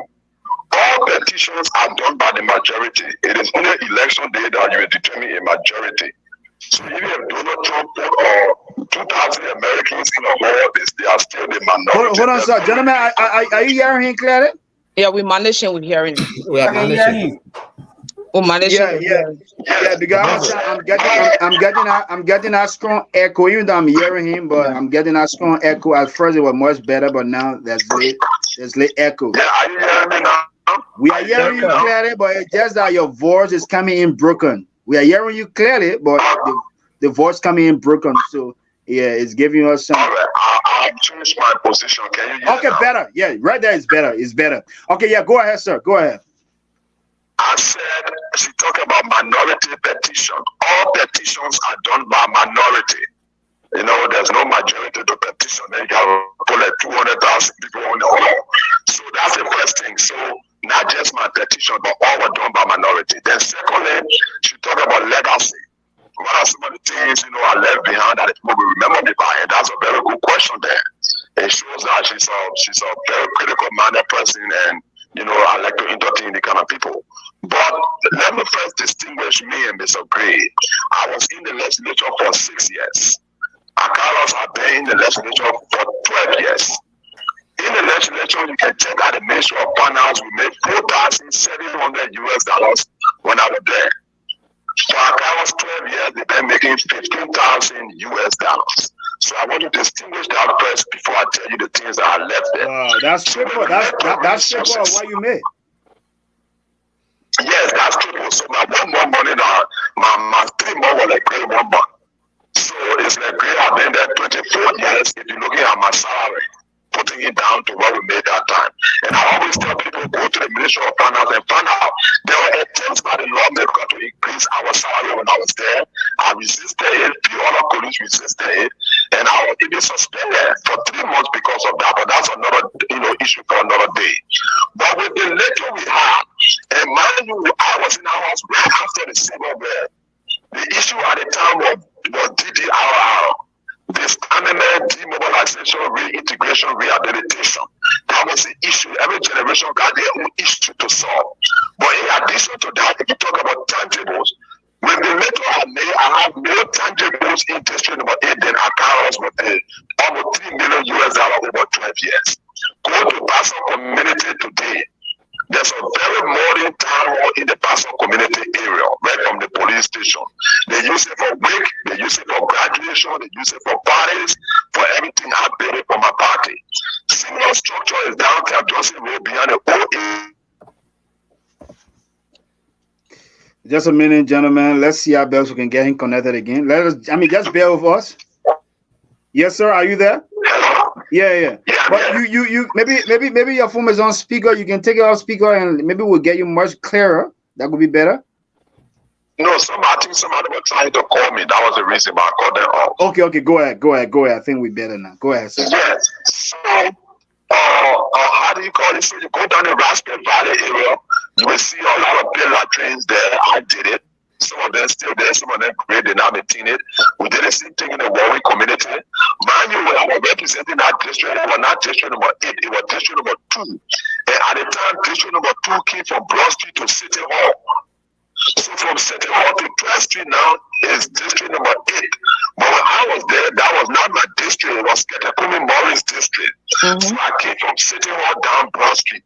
That's why I'm naming all this development between City Hall and Broad Street. After the census, before election, they added from City Hall to the Tournament High School. So you may not hear me talk much about concrete development in those areas because they were not there.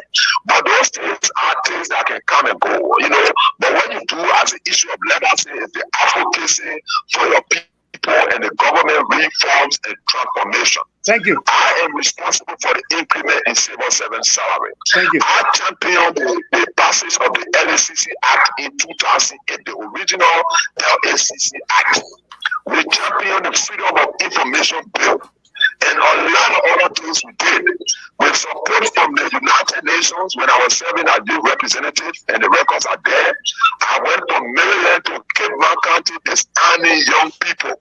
Okay. At the time, President William was with this UNICEF, and there was some change that let's hold you right there, Anthony, because we got, like I said, we are 8 on here, and there are more questions to come. So, Mercy, wrap up quickly with your second question, then we go to the next panelist. Go ahead, Mercy. Okay, my second question has to do with, I heard him talking about child support. When he win as representative, he's going to make sure child support goes in Liberia. And my question to the honorable, are you prepared? Are you ready to put in mechanism for child support? Because we all know child support come with a lot of challenges. Do you have those mechanisms prepared to lay on the Liberian people? Or are you just saying this because you want to get re-elected into a representative chair? Right now, we have a mechanism already for child support, but it's very weak. You know, I'm a lawyer, and in criminal law, we divide crimes into different categories based on the gravity of the crime. So you got misdemeanor, then you got first-degree felony, you got second-degree felony. Misdemeanor are the minor offenses, like maybe like a traffic ticket, somebody wasted water on somebody, you know, those are all offenses, but they are minor. So they are treated very ordinarily. Sometimes you don't even go to jail, you just get a ticket, sometimes the judge just warn you. So child support in Liberia is not like America. Child support in Liberia is a misdemeanor. Meaning it's not, the gravity is not that heavy. If you don't support your children, there's no serious problem. You can just continue drinking your beer. But if we elevate child support in the penal code from misdemeanor to second-degree felony, where a man that is gainfully employed and not supporting his children, we know that there are serious consequences for that. Then he will try to bring down his own responsibility and support his children. So the mechanism is already there. What we want to do is to tighten the schools. And the last time I had a meeting with Speaker Chimo 2 years ago, I told him, I said, Babu, we're going to look at the child support thing, go together complaining. A lot of men, I'm not talking about poor men, because child support law without any poor men, being poor is now a crime. So you born baby about a broken where that one, you got to pray to Jesus Christ for some kind of help. But if you are working, that's why they call it persistent non-support. and Section 16.5 of the Penal Code. If they are working and you decided because maybe the woman want you again, or maybe there's a divorce or some kind of problem there, so you put the woman in the basket with all the children and they walk away. In the United States, they will hold you. In Japan, there's a way they can hold you. In London, they will hold you. It's a serious offense in China and other places, but in Liberia, it's a misdemeanor. Thank you. So I want to elevate child support from misdemeanor to second-degree felony. Thank you. Thank you so much, sir. Thank you so much. We're running out of time, so we will do it everything speedily, yes, so that time won't catch up. So Emmanuel from South Korea, let's hear you, my brother. The Anthony is here and he have already laid his plans and program on the table, for the seat of district number 8 representative. So what are your questions to him? Let's hear you quickly, my brother. Go ahead, Emmanuel.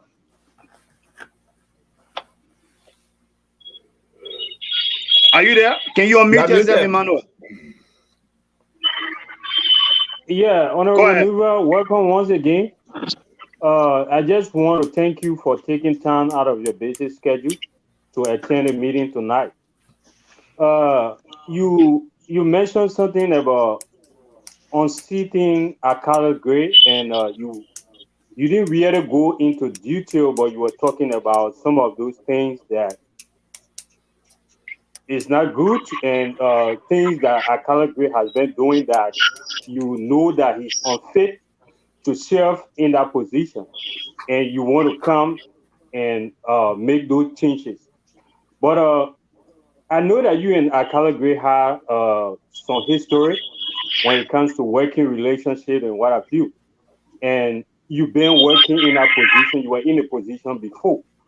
And you also mentioned the people of district number 8 petitioning you to this position. And it is a good thing to do. Once people in your district petition you to take on the type of leadership role, it is important that you come on and serve the people. But what I want to understand from you is this. You served in a position before, and you lost the position.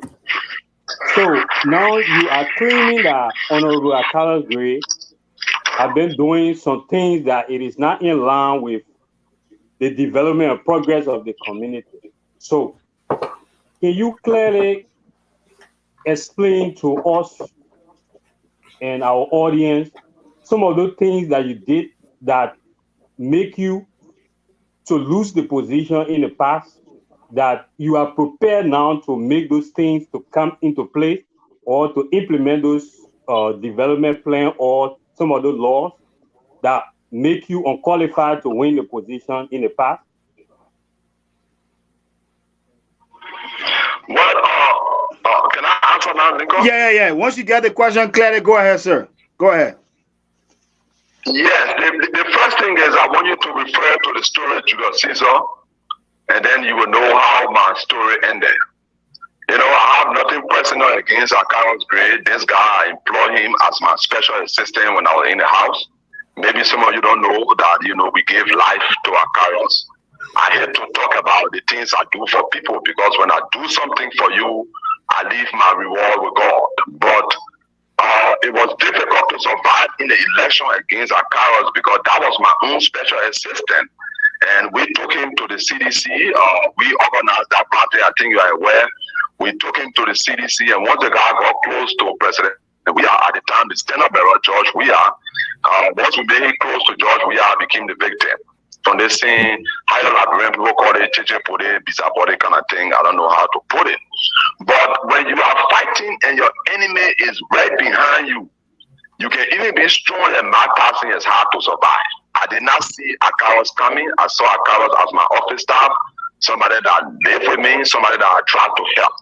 Mind you, I became a representative at the age of 25, 26. So I was very young at the time, and go up to 27, 28. I was one of the youngest lawmakers ever in the history of Liberia. And I thought to help other young people. I helped a lot of young people until I mistakenly helped Akaros Gray. That led to my defeat because I didn't know how to fight. Damn it. So you consider that to be a mistake, sir? Yes, yes. Helping Akawa's grave was like, you know, you see a snake in the rain, you say, oh, the rain too much on the snake, man. Cool, let's bring it in the horse. Then you get bitten by the snake. That's a team. And then you get bitten. If I left that guy doing a little steady class thing on the Baba there, but now George Weah will not even know him. But let us leave that. You know, the Bible say when you do good for people, you don't go around saying it. That's why I name my premiums by not saying it. But you asking me, how can the man, you know, beat me and this and that? So I'm telling you that if your wife in the house decide to kill you, you can be strong as something she will kill you. It's difficult to survive when your enemies are your back. But let us go to the real issue. I talk about great honor man in the judiciary. No, brothers and sisters, Kabina Janet did nothing wrong. I was in the law school at the time. I wrote an article on the due process right of Kabina Janet. I will share the link with you after this show so that you can read it. I was just a student at the time. That they were treating Kabina Janet unfairly. They were lying on Kabina Janet. And it was Akawa Square who wrote the petition to the House that initiated or started the impeachment procedure for Kabina Janet. So by unseating Kabina from the by taking Kabina from the Supreme Court, create put fear in all of the other judges. When you put fear in judges, it means that you have undermined the integrity and independence of the judicial branch of government. And that's one reason why Great will come down. Secondly, I did not tell you about what happened on Edu campus, that whole story. Great argued that the students were misbehaving. That was great argument. But even if somebody misbehave, I don't believe they misbehave, but let them sue somebody misbehave. So, Ambassador Anthony Newville, 1 minute, let me hold you there, sir, because, you know, this has to be very interactive. And I think I just want to paraphrase the question that Emmanuel asked. You know, he want to know what one of the major causes that the people of District 8 did not elect you for the second time around. Perhaps maybe they may say you know, you promised to do this and you did not do it, or you were doing certain thing that you did not complete.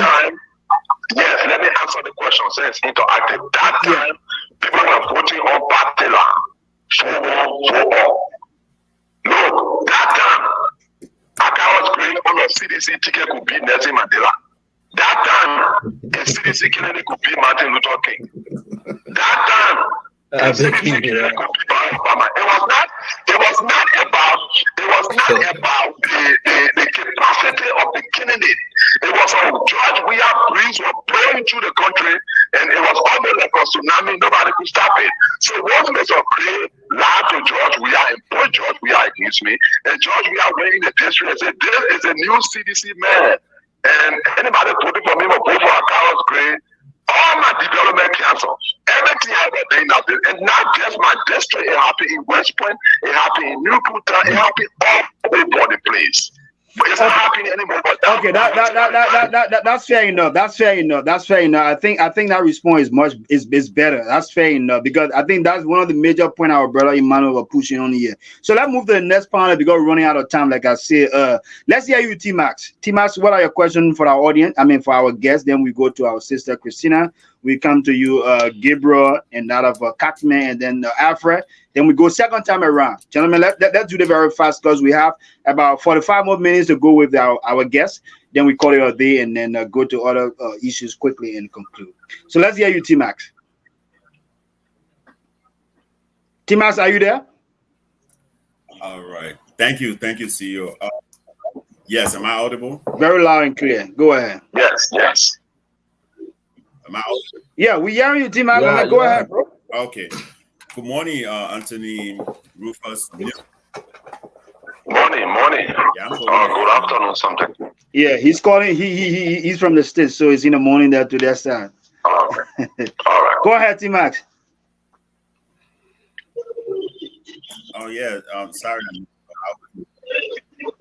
Yeah. So thank you for coming on the Diaspora Talk. I'm one of those who have followed your work, and you've been a very young guy when it comes to pushing a lot of issues in the country, very positive direction. I want to commend you for that. But one of your reason for running industry, I said on the issue of child support, which is something that I also support. But my question to you, Honorable Newell, you talk about and in other countries, child support is not just levied on men. It has to come also with the backing of a DNA test. So is the government willing to put that system into place? Because if somebody needs me to support a child, you also have to prove that that child is mine. So are we looking at both points, or is women coming and saying, "Oh, I'm pregnant for this man," and the rest of the story, and not for that man?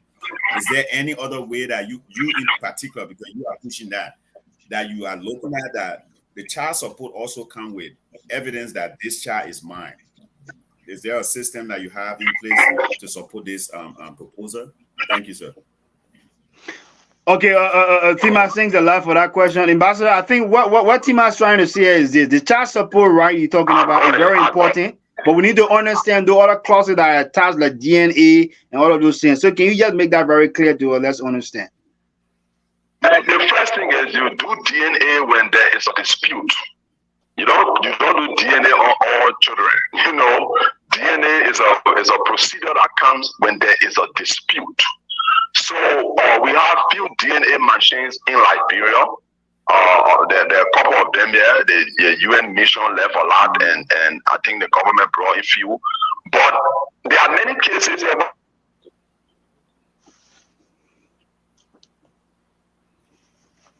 Are you there, sir? I'm here. Okay, go ahead. You hear me? Yeah, go ahead. I said there are many instances where there's no dispute there's no dispute, but the men just decided that you will not support. You know, but I agree with them. Once you pass a law for child, you make the child support law stronger, there have to be a mechanism, you know, both scientific, both medical and legal mechanism to establish paternity. You know, because maternity or motherhood is always determined, it's always easily established. But the debate is always on the paternity. So I agree with you. We need a stronger system that will include DNA and other legal, you know, structures to make sure you establish who the father is. But I'm telling you now that a lot of people don't dispute that the baby is theirs, but the babies are theirs, but they just don't want to support. Okay. Thank you. I think Tima, that's very clear. I think he makes us understand that all of this necessary thing you talk about is important. So let's hear you, Christina. What are your questions for our guests? Then we go to Gabriel Fangalo and then out of Afra. Are you there, Christina? You are muted. Christina from Canada. She's on the line of us, sir. So just bear as she asks a question. So we have panelists from all around the world. Christina, are you there? You have to be audible, please.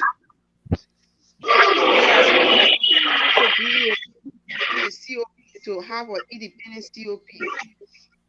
That's my first question. Why did you leave the COP and form an independent COP? Why are the policies of the independent COP? Did you get a question, Anthony Newville? Yes. Go ahead, then you respond. The first thing I want to register here is that there is no organization in Liberia called a COP. To be an organization in Liberia, you have to first be registered at the Liberia Business Registry, and then you get your article of incorporation. So where you said you cannot even pay a check to any group in Liberia called COP or RCOP. We established those names as umbrella nomenclature, as identity for a group of independent organizations coming together. For example, if you have the Diaspora Talk and you have, you know, the Spoon Talk and all of you all come together and say, okay, since we are together, we'll be on the panel or progressive media. But there is no group called progressive media. There is a group called Diaspora Talk. So the COP was a group that we put together to. I think the honorable man has go ahead. But when the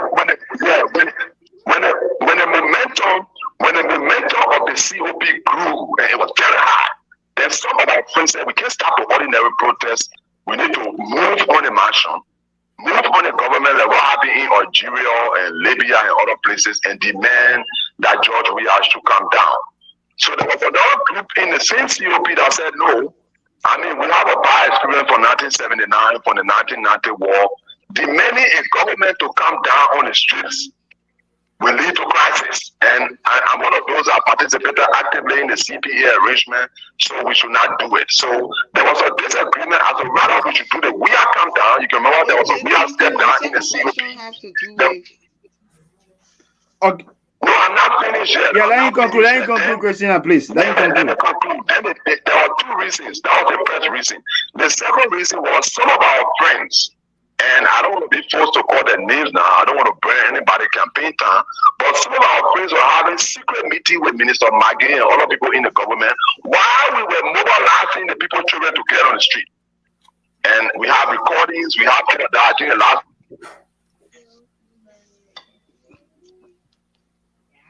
Are you there, sir? Mobilizing people to get on the street. There were people in Ghana having meeting with Minister Nathaniel Magay. So we thought to undermine and to undermine their effort to corrupt the Liberian people and to stop the whole thing. That was the reason why those are the two reasons why we established the independent COP. Okay, good. Fair enough. I think you get a response, Christina. The reason that our COP was formed because of some undermining that was going on from this.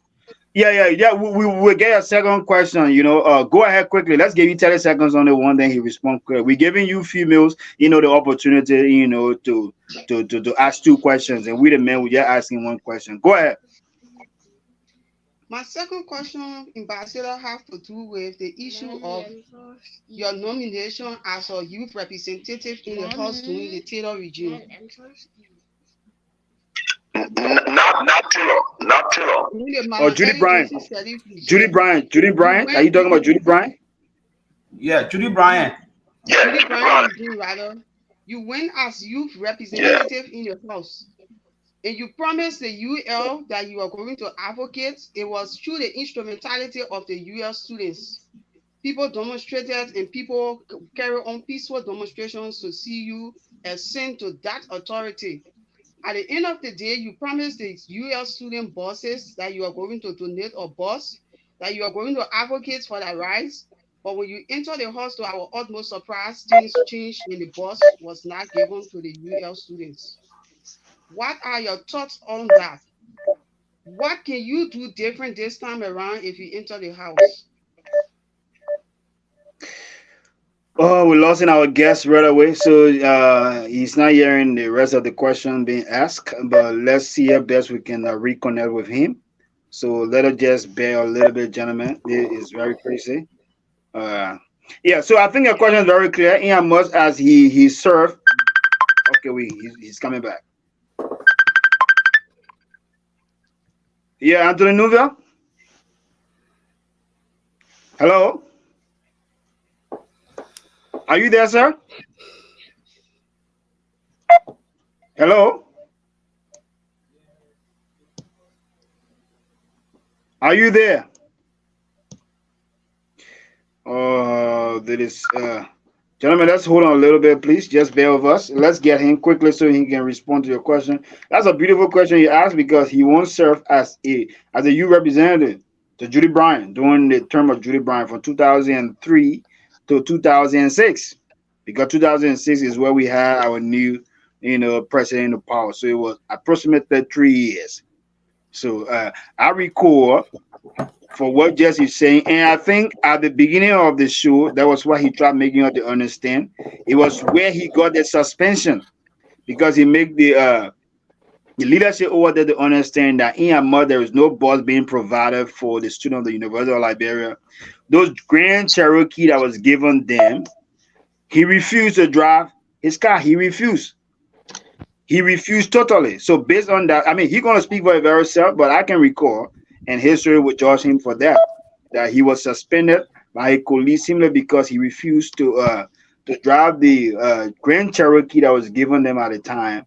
And his advocacy was that the student of the University of Liberia did not have, bus to take them to Oh, I'm calling the wrong contact. Yeah, just bear. Let's try to get him back quickly, please. Honorable won't bring DNA test. You can stand the heat. No, but that's a very fine thing. That's a joke. You won't bring noise on the blind Liberia. Let the honorable bring another discussion to the table that will make the people to re-elect him. No, but that's a fine thing. We shouldn't. No. It's fine. Honorable, are you there? Are you here, Anthony? Are you with us? Yeah, I'm here now. Okay. Did you get the question from our sister? He's better than first. He's better No, than I was not on. Please put it forward. Okay, let her repeat. Let her repeat. Please repeat your question quickly. You can take 10 seconds to repeat your question so fast. Please, my sister, let's go ahead. Christina, can you repeat your question? Please put the question forward. Go ahead. My question has to do with his nomination in the House as a youth representative at the time, through the totality of the students of UL and other students that felt their voices were not heard, needed their voices to be heard, and they went and some of them, many of them, majority to see him ascend to that authority. At the end of the day, he promised the youth students that he was going to advocate on their behalf, that he was going to be there for them, and he was going to provide a bus. He was going to make sure that our bus will be passed through the project for the students' benefits. And at the end of the day, things didn't materialize as per his students' expectation, as per his commitment that he made to students' body. So what can he do different this time around entering the house? What can he do different that will make sure these things are mechanisms that he promising right now will be put into place, and issues that he been discussing will be amicably resolved at the end of the day? Thank you. You got a question, Anthony Nuville? Yes, okay. I got it. Let's get a response quickly when we go to our main The time she's talking about the government issue us, the lawmakers, or each of us, brand new Grand Cherokee Jeep. The time she's talking about when I was youth representative. And I said, all of the lawmakers received the Cherokee Jeep. I said, look, I cannot receive this car for two reasons. One, we need buses. We need to reactivate the Memorial Transit Authority, MTA, to help the students go to school. And two, we got to increase the civil servant salary. My colleagues got angry and they suspended me for 3 months without pay. In contemporary Liberian history, I'm the only lawmaker that to have been suspended. Butcher with knife, her son, stabbed in the back because I stood up for the University of Liberia, for all the other high schools and universities in Liberia. I'm on the record. Thank you. But when I was in the house, it was right after the Civil War. Everything had broken down. Even the university, there were no chairs, there were no blackboard. I hope she remembered that it was right after the war. So we worked with the government, and then we started providing chairs, little buses and other things, and we got the university, the Liberia National Student Union, the Federation of Liberian Youth, all of these youth institutions revived. So during my days as a youth representative, just 25, 26, those are the major, positions I took. And let me just conclude by saying, it is not easy to find a young man in his 20s getting in government and agreeing to be crucified for the people, suspended for the people, salary taken away for the people. That's the ultimate sacrifice any young man can make, which I did when I was in the house representing the young people. Thank you, Anthony. Catman, let's hear you. Go to Gabriel and then Alfred. Let's hear you quickly, Catman. What are your questions for our guest? Good afternoon, Honorable Nuville. I'm Carmen Fangala speaking from the United States. Hello. I love your spirit of your passion for leadership, but I will want you to do me a favor for someone who do not know you. I have 2 questions for you. The first one here, I would like for you to explain yourself to the electors that did not petition you to come. The difference between you and the current honorable man. Just in probably 2 or 3 sentences, I will appreciate that. Go ahead, sir. You got a question? Okay. Yeah, the difference between me and the incumbent. Yes. Yeah. Yes. One, I'm a lawyer, and the Capitol building is all about legislative statutes, acts acts of the legislature and other instruments bordering on the law. And the guy on the other side, I think he graduated from LU, ever since chartered up in some kind of way. So he does not have the academic, the intellectual capacity to understand all those instruments before him. Secondly, Rufus Nouvel is like a man that is down to earth. I enjoy anything I have, even dry rice with red oil. Mr. Gray, over the period, has managed to get himself married in Paris at the cost of almost $200,000. I would never do that when I'm representing Pusekoro, Sodinwen, Slipway, Jalatan, and the areas where you find the true Babime masses. Third, Mr. Gray has more than 5 luxury vehicles, and he admitted yesterday that he got 2 Mercedes-Benz, a Chevrolet Tahoe. You know, he came from a humble beginning, but he's now another Puff Daddy or MC Hammer in Liberia. So these guys are in politics for wealth. That's the reason why you see some of the lawmakers with all the big structures, universities, high schools, and all the property, farmland, because they're in the game for wealth. We are in the game for passion. So to cut the matter short, the difference between Mr. Gray and myself is I have passion for my people. I have love for my people. My mother taught me to be satisfied with small things. So I'm not into corruption. I spent many years in government. Not a single audit report in this country. You can go to the GAC, the LACC, the PPCC, all of the integrated institutions. I'm not even indirectly mentioned for corruption. So Gray is corrupt and I am not corrupt. Thank you. Thank you on that. Kapna, you want to conclude with your second question, like you said? Let's conclude that in 10 seconds, please. Thanks for that beautiful short elaboration with reference to your boy or Akaros Gray. But the next part here, I would like to understand. I don't know whether this is business as usual or you accepted this because of the triple paycheck that is coming within the House of Representatives right now. Is it because the pay increase that you accepted this a petition, or because you actually want to go and make the difference from what you initially did? Hello. Yeah, you got a question, right? Yes. Is it that I want to run because I want to... Are you there?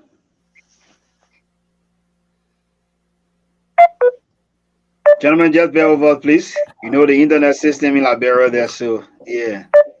Just bear with us. I will reconnect with him. Allah is there, right?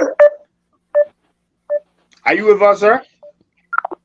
Oh, we just lost him. So let's try to get him back on. Gentlemen, please, we will conclude with Afra after Catman is Gibra, and then we'll conclude with Afra, and then maybe we will try to open the phone line so you have from our audience.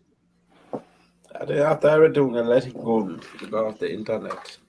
Yes, sir. Are you there? I'm there now. Yes. Yeah, go ahead. Did you get a question? Yes.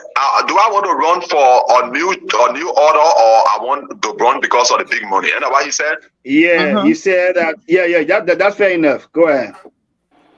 The first thing is the money that they're paying the lawmakers currently, I think, is very demonic. I mean, there's no other word I can use. In a poor country like Liberia, I don't think lawmakers should make up to $15,000, and that's my view. I think that money is just way too much for the kind of country. I think that money should be equal to the American people lawmaker money, or the guys in London or in Paris. So we have to fight to bring it down. We have to fight to bring that money down. And Mr. Darius Dillon introduced a bill to put a ceiling of $5,000 for lawmakers. That bill is still with the Senate. I don't know what they're doing with it, but I think I need to contact Senator Dillon to see if I'm elected that we can push that bill. Okay, so that's clear. Let's go to you, Gabriel. Yeah, I think most of the questions have been asked, and almost most of the things have been assessed there. But let me just one question. Ambassador Nubia, I just want to know, how is life out of government? I mean, how are you really managing? Are you in the private sector or something, or what are you really doing? Are you empowering people? Yeah, go ahead. I've been out of government for almost 6 years now, since President Weah came to power. I've been in the private sector. We've been running this NGO that you call the People Action Network or Advocacy Group. And we've also been, as a lawyer, I've been giving some legal advice to some small, very small clients. You know, and we've been finding some money to buy back arrests and to get the car going. You know, this is the reason why I want my friend Akaros Gray to experience private sector. For 12 years now, he's been in that building. I want you to come and see what it means when you're buying gas from the pump. You know, it's important to have that experience. Yeah, I want him to, because they get gas slip in the Capitol building. Lawmakers don't buy gas. Every month they give lawmakers gas slip. So I want the man to come and see. I want him to come and read project proposal like I've been doing for 6 years, where you send proposal to some places, you don't even get reply.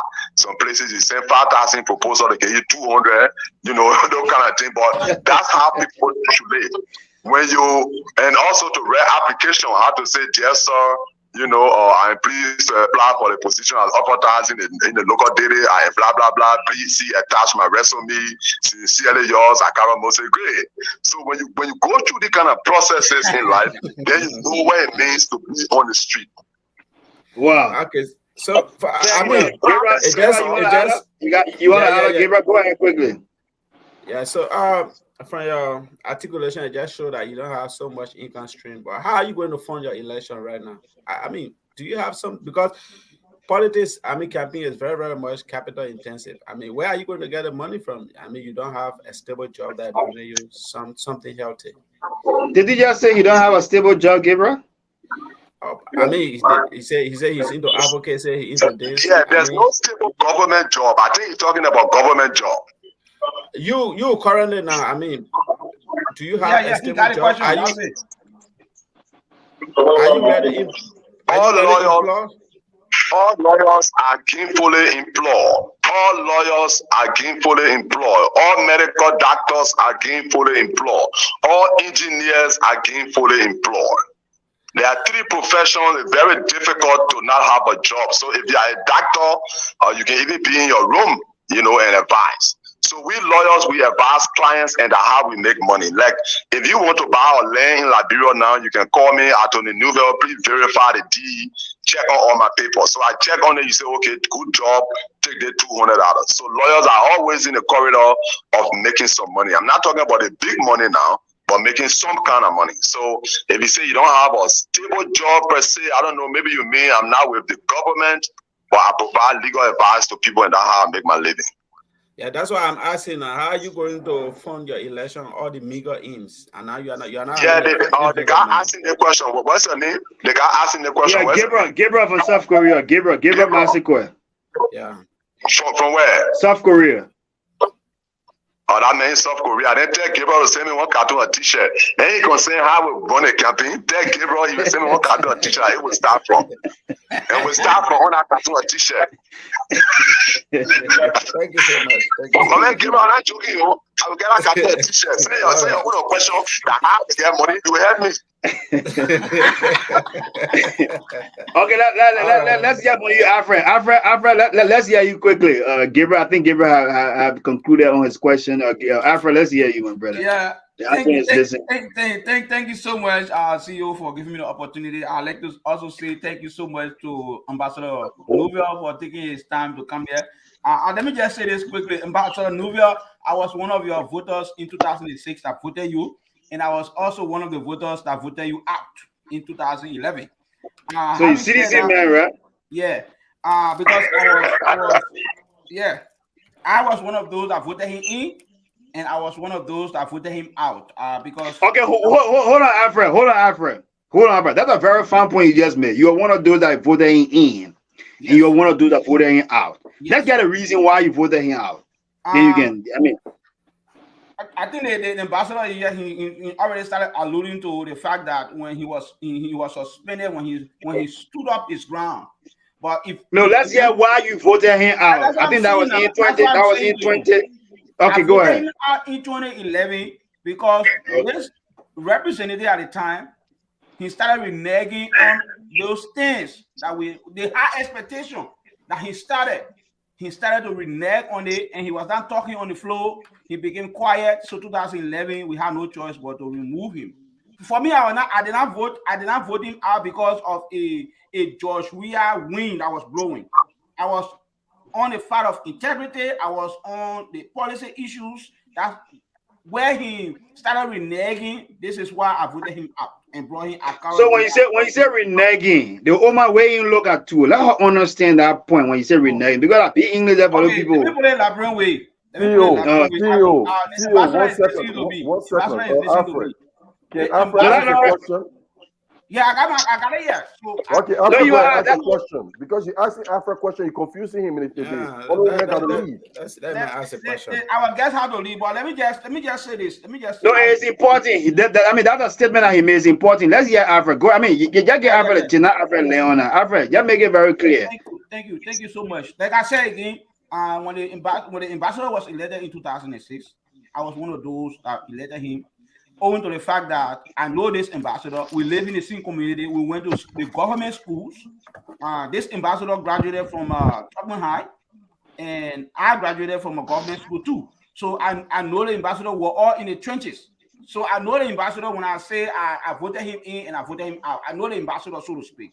All right. So it's not something that I'm strange to him. Maybe he might have forgotten, but I know him personally, and we live in the Raspberry Valley for a long time. Having said that, what's your name again? Your name is Alfred Konowa. Alfred Konowa. Yeah. So if you know the Jason Cardier family in the Warren community, you know exactly who am I. So yes. Okay. So if you go down the Warren community right there, my house is there. So yes. Okay, Alfred. So yeah, ask a question. Ask a question. Go straight to your question. Let me go to the go ahead. I listened to the ambassador when he was asked about legacy. What were the legacy issues that he left when he was represented? He left the position, and he talked about building toilet. He talked about building town hall. Let me just say this to the ambassador. I respectfully disagree with you when you talk about that, because that is not your role as a representative. The cardinal responsibility of a representative is lawmaking, representation, and oversight. And now when we talk about lawmaking, representation, and oversight, we are talking about policy-driven issues that will benefit the country, not about building toilet or building town hall or building this. So what's the question? What's your question, Alfred? The question is to the ambassador. You having graduated from a government school, I did not hear you talk about strengthening the MCSS. In fact, the MCSS schools are heavily situated within your district. I did not hear you talking about strengthening the MCSS school, where underprivileged Liberians that live in your district will have an opportunity to go to school. When you talk about vandalism that took place at the University of Liberia, which of course you won't move Akara's grade, I did not hear you talking about how to strengthen and ensure that the University of Liberia become a bastion of education for our people. Lastly, I want you to comment on that. You talk about salary issue. We have a decent work bill that is already in place at the legislature. What will you do to reawaken that bill, to re-strengthen that bill? Because we are now living in a new dispensation, and the decent work bill, as it was, it does not meet the current reality of our people. What will you do when you get if you are elected, or if you remove Akara's bill? What will you do to bring back that bill on the floor to ensure that it is put in the real reality that we see today? Thank you so much. Okay, you got a question, Ambassador Anthony Nouvel? Yes. Okay. Let's get that. During my early childhood, things were kind of much better for the family, so I attended some private schools, Bethesda Mission and other areas. But by 6th grade, 5th to 6th grade, things got a little difficult, so I attended a demonstration school, government school, G.W. Gibson, government school, William V.S. Tolman High School, government school, University of Liberia, government school, law school, government school. So almost my entire educational life at government school, because we have a background from the masses. But I want to disagree, because while we're in the halls, we champion many, there were many communication, and it's just sad that in Liberia, you do not have records like America and other countries. So I would just go on the computer and I pull all my voting record. We supported educationally driven programs. In fact, I want you to know the time I was lawmaker, there were not even chairs in G.W. Gibson School. It was right after the Civil War. Now people forgetting to know what time I was lawmaker. I was lawmaker right after World War III. before Ellen and then the Ellen first term. So that time it was all about reform. Liberia was starting from scratch. The first thing we need donor funding. The donors require the lawmaker to establish integrity institutions. You remember when the $4 billion were waived, the Paris Club waived Liberia debt? Everybody gave the glory to Ellen. We have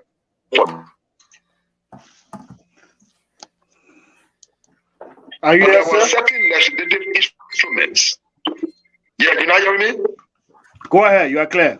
But you came in broken. Go ahead. Yeah, so there were certain instruments that. Are you there, sir? I was in schools. It's just sad that in Liberia, people will do manual reporting of voting record. So 2 years after you did the horse, everything can just disappear. And now we need to go back there. I think one senator tried to introduce some kind of regulation that will have all of those voting procedures. I think it was Dillon or somebody, so that 10 years from now we can see how lawmakers voted. Most of the voting that occurred during my time, you can't trace it now because they all got eaten by roaches and rats. So, but I can tell you the few documents you can find in the Capitol building are voted on the right side. But in the legislature, the majority rules. The majority will win the day. That's the reason why sometimes when somebody say, I will be a good lawmaker, I say, you don't understand the legislature. You got to say, I will try to make sure that we are good lawmakers. Because before any law can pass, you need a majority in both houses. So in the Capitol building, 1 + 1 is not 2, unless a majority agree that are 2. So sometimes the bad decision from the majority can reflect on everybody. But I can tell that guy that voted against me that you crucify an innocent man. Okay, thank you. Thank you so much, gentlemen. I think address the question I asked when I talk about the MCSS. The MCSS. Okay, let's hear. Hello, are you hearing me? Go ahead, sir. If you voted against me, that's your right, and I want to get close to you, so maybe you can help me this time around.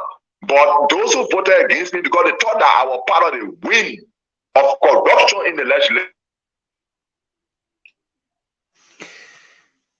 Internet again, people. Let's just bear with him. Yeah.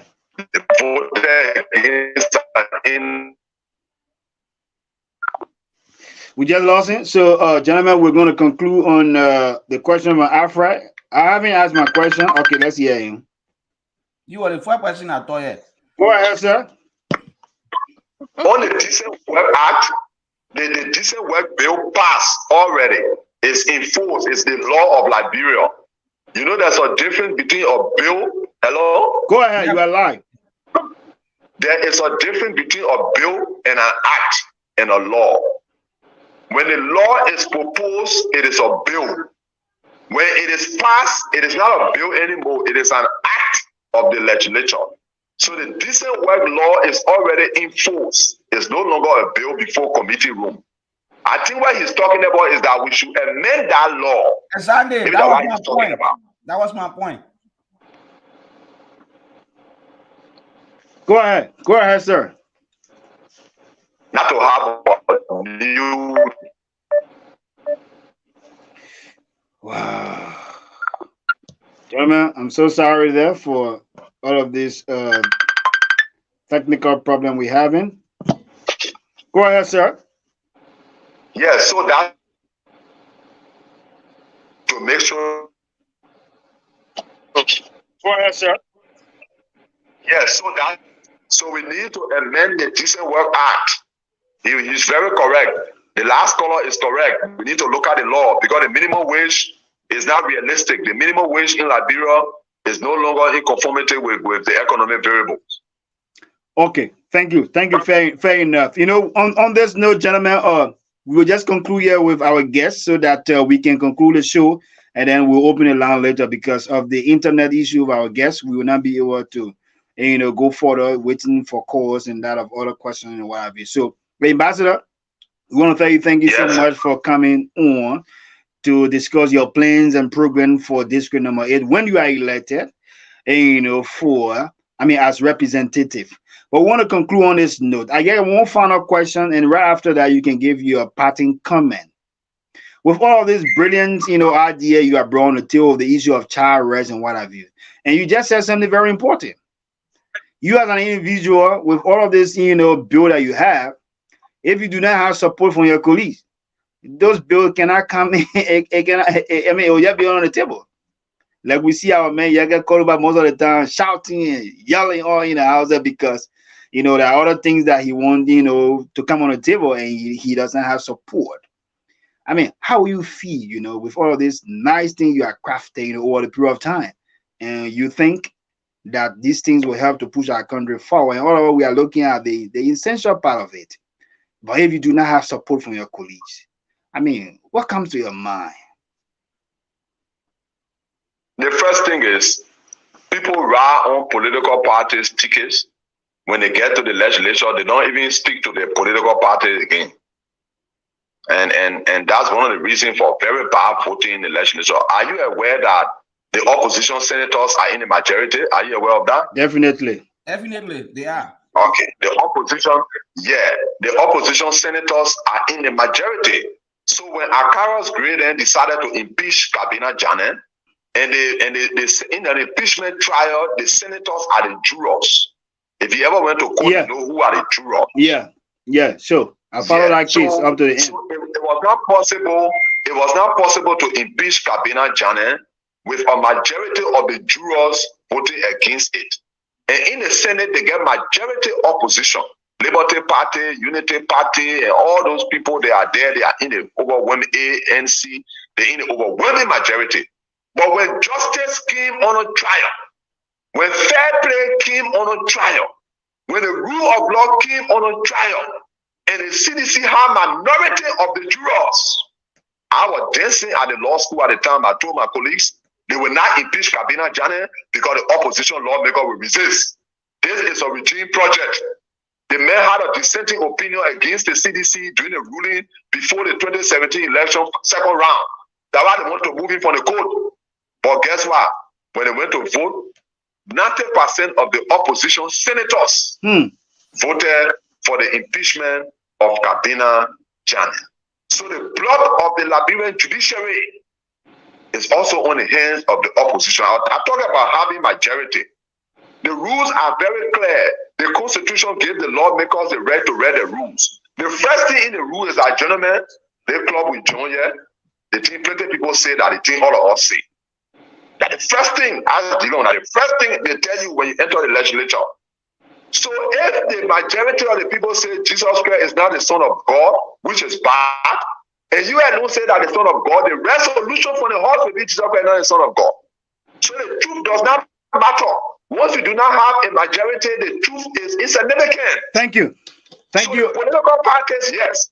Thank you on that note. I think that's very clear enough. That's very clear enough. And like you said, hope the dynamics can change as time go by. That the majority will be able to realize the truth.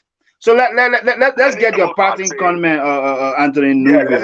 Let me close by saying, we pray for good people to be elected to the legislature. We understand that we are all political sinners. Politics like football, sometimes you kick some penalty, you miss it. Even Messi now miss penalty. Somebody talk about COP, RCOP. If that was the thing that my own penalty I missed, one penalty can spoil the game, one monkey can spoil the show. But I have done a lot of good things in the country to overwhelm any disagreement anybody may have with me in this country. I want to close by saying you people are very good people. Thank you for the program. I listen to the Diaspora Talk most of the time. Most of you guys that live all over Liberia, you are extremely busy.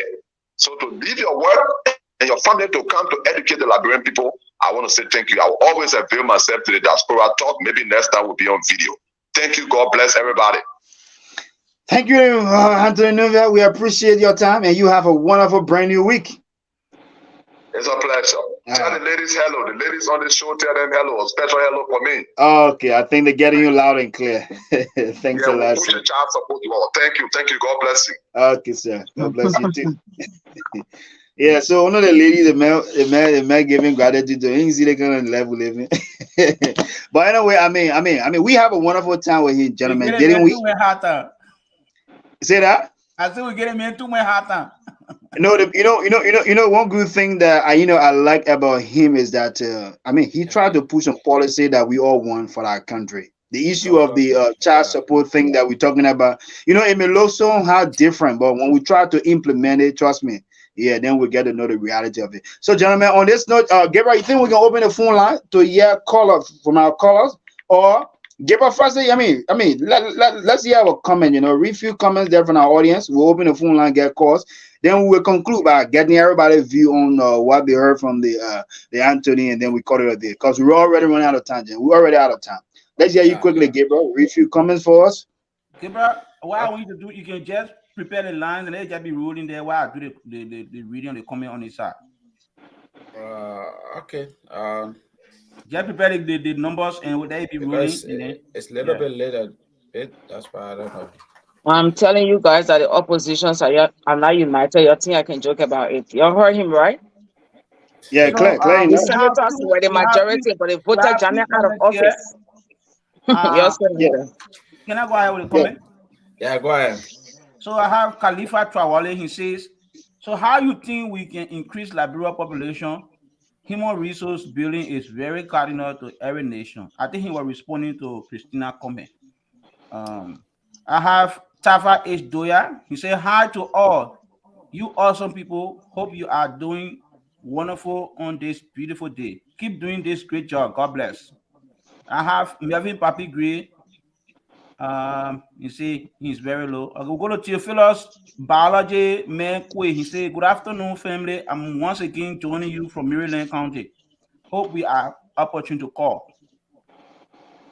And then we have Richardson Kavinik. He said, most of you guys sit in the diaspora and talk trash with confidence. Thank you, my brother, for commenting. And then we have Yene Gova. He said, elect clean and transformative leaders with Hold on 1 minute, Alfred. Gabriel, can you also post the number within the comment section? Because there are some people too following the live feed on the comment section, and maybe you will see the numbers. So you post the number also in the comment section. Yeah, because it's not everybody who will view it clearly from the screen, but the comment section could also help. Go ahead, Alfred. So I have Yene Gova. He said, elect clean and transformative leaders with impeccable records on corruption. Their plans to fight corruption must be backed by their individual stance in history of corruption. Corrupt leaders will not fight this problem. They will defend it. Councillor Gonglo is the perfect example. I'm going to Divine Faith Joy Johnson. She said the feedback is very bad from the guests. And then we'll go to Etta James C. Bly Jr. He said monitoring from Hartford, Connecticut, USA.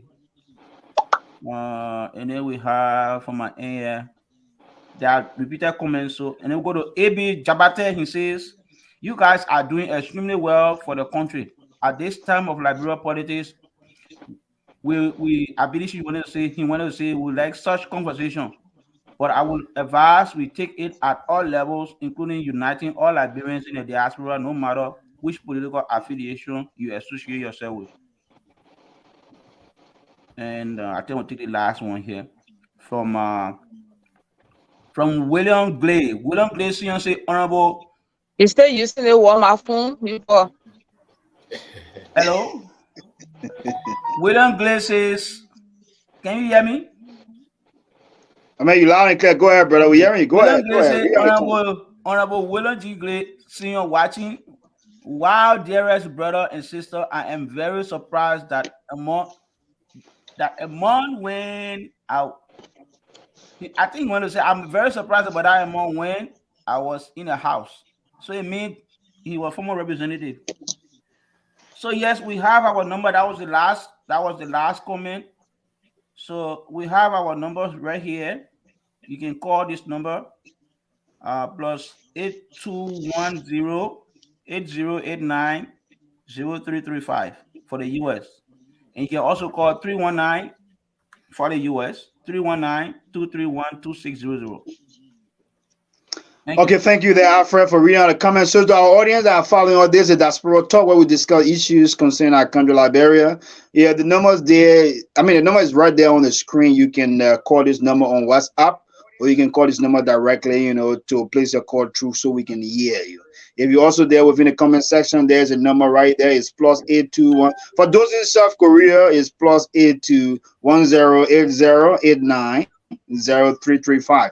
If you are there in the USA, you can call +131-923-12600. I repeat the number there, the call. If you're in South Korea, you got a call? It's not only South Korea. It's not only South Korea. WhatsApp number from any part of the world you can call. Yeah, that's what I'm saying. The number +82 is South Korea number. So you can call this number on WhatsApp or you call this number directly. So for those in South Korea, also you want to call locally, the number there is +821080890335. If they're in the US of A, you can also call +131-923-12600. Call this number to put your point through so we can hear you. What are your views? And what's your take on what our guests here and then what's unfolding for our country, Liberia. So as we are with our callers, we will just take at most maybe 2 or 3 calls just in case we have any. But no time to waste, gentlemen. We're running out of time already. So we will begin to get our views we'll begin to get everybody's views, on what we heard from. Okay, yeah. So let's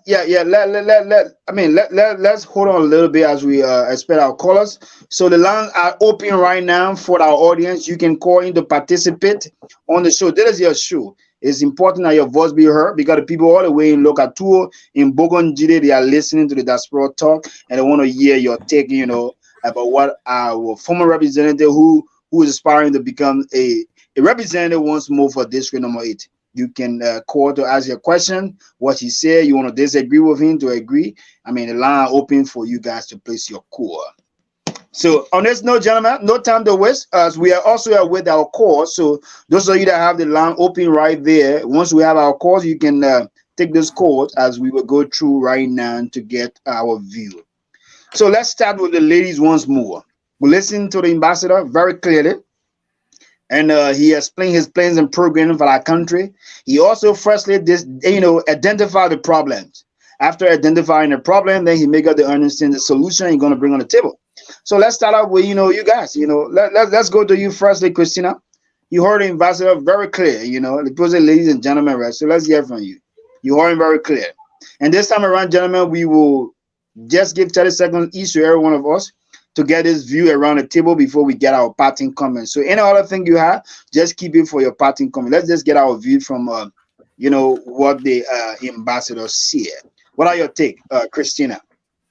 You think that he can be a better lawmaker in time to come? From 2023 going upward. Christina, are you there? Hello? Go ahead. I just want to say thank you to the ambassador for affording us the time to be on the talk show today. Many people will not come, but at least he took up his time to be here. So I want to say thank you. I just want to tell him thank you and congratulate him in advance because he was able to give circumstances that led to his removal from the legislator, and his comeback, how it would be like. So those 2 issues were issues that were discussed to give information concerning why he left, why he was removed by Representative Akaros Moses Gray, and why he think he can act better or he can represent the people better than Akaros Moses Gray. His points were salient, and I want to say thank you to him. Thank you, Christina. Thank you so much. T-Max, let's hear you, my brother. T-Max.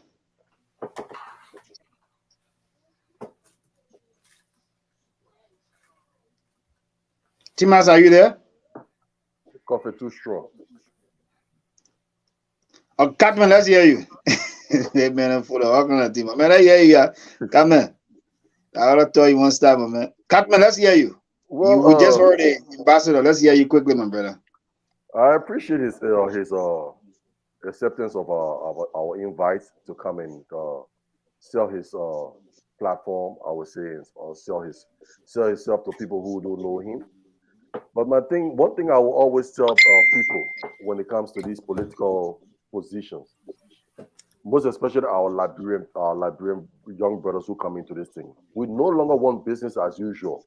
And when I say business as usual, we all know how they come. They just like the old truck in the executive mansion. All the trucks that carry sent to that mansion after the mansion was constructed, it never came back to that mansion again. People, they saying the people petition him. Granted. But when he get up there, he should be for the people. Because we know once they put that title on the shoulder, Mr. Representative, Mr. Minister, guess what? Or Mr. President, the people down there, they are no longer part of their life again. And that's a wrong perception. So I hope the same way he telling Akara's great to come down and learn how to write letter for how you gonna write letter to apply for a job.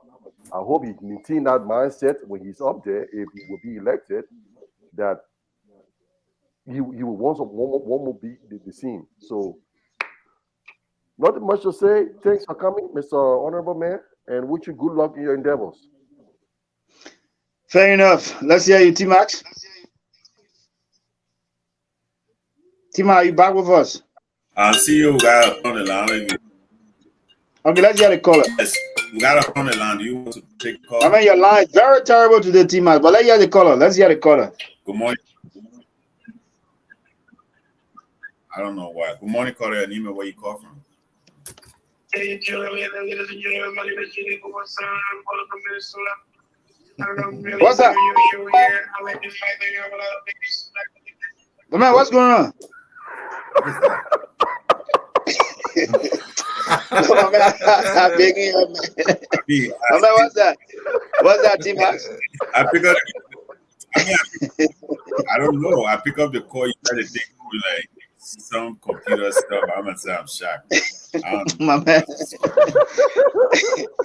Oh man, let's hear your take, my brother T-Max. Let's hear you. We just heard the Anthony. He spoke lengthily. Yeah. Hello. Yeah. Sorry, I thought you guys cut me off. I was saying thank you very much for the show. I really like it. Okay. Your name and where you call from? You are thank you in the music, my man. I was suffering all general. Come again. I'm calling. My name is Jenny Kuvasa. I'm calling from Minnesota. Go ahead.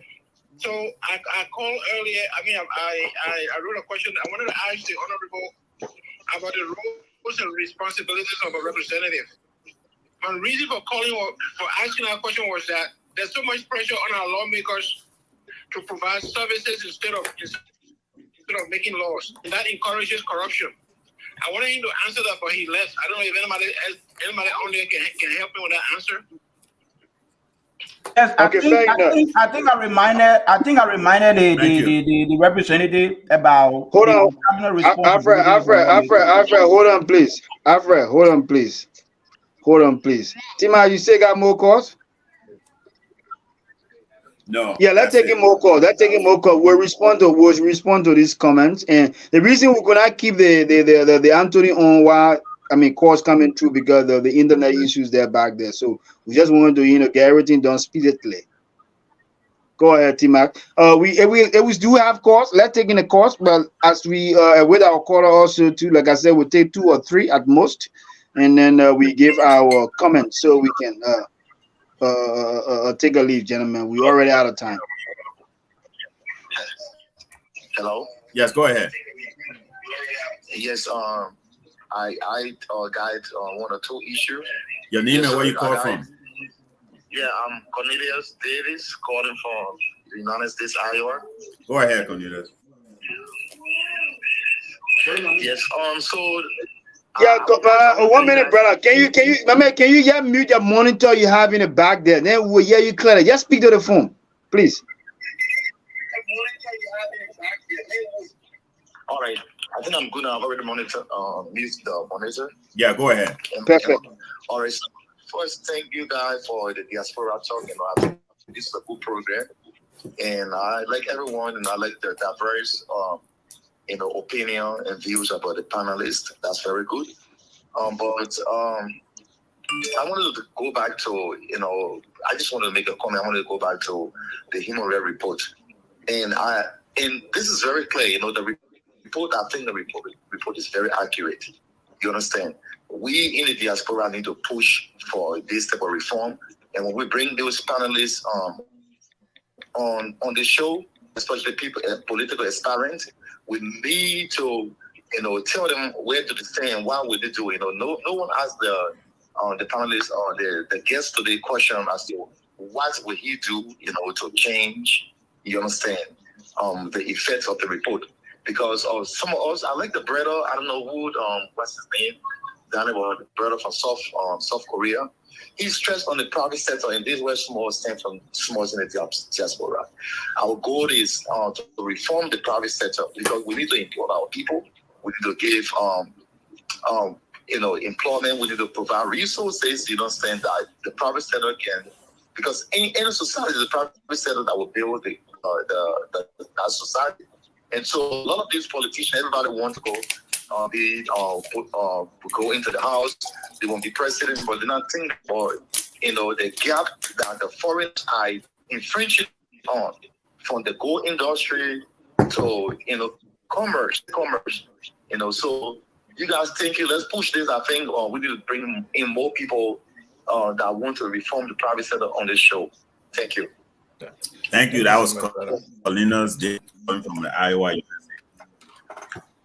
All right. Okay, let's get more calls. Let's get more calls coming. Let's get move one or two more calls. Then we continue, gentlemen. So we can call it there. I think they are slow down. I think we can just wrap it up now because. Okay, go ahead, T-Max. Just in case, gentlemen, one more call. Just in case, just one more call we'll take, and that's just it. We're not going to take more than one more call. So just in case any call comes through, we have that call, and then we call it this. So let's hear you, T-Max. Let's hear you quickly, and then let's wrap up quickly on the views of let's wrap up quickly. Just getting our view, on statement that was made by our guests. Then from there we get our parting comment from every one of us. So let's just be fast on this on this one. Quickly, T-Max, to you. Yeah, my thoughts on Honorable Nouvel. He's somebody who have done a lot of good job in terms of pushing for a lot of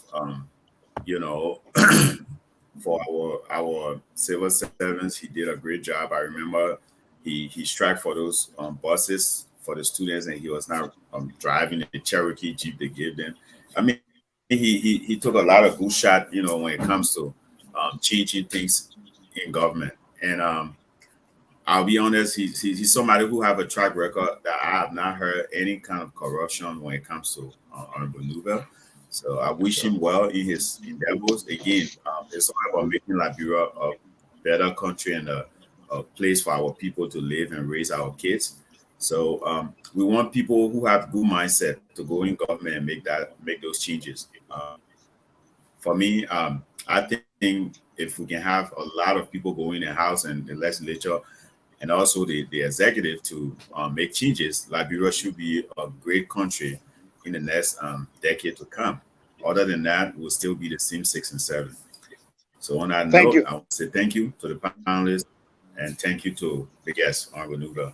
Thank you.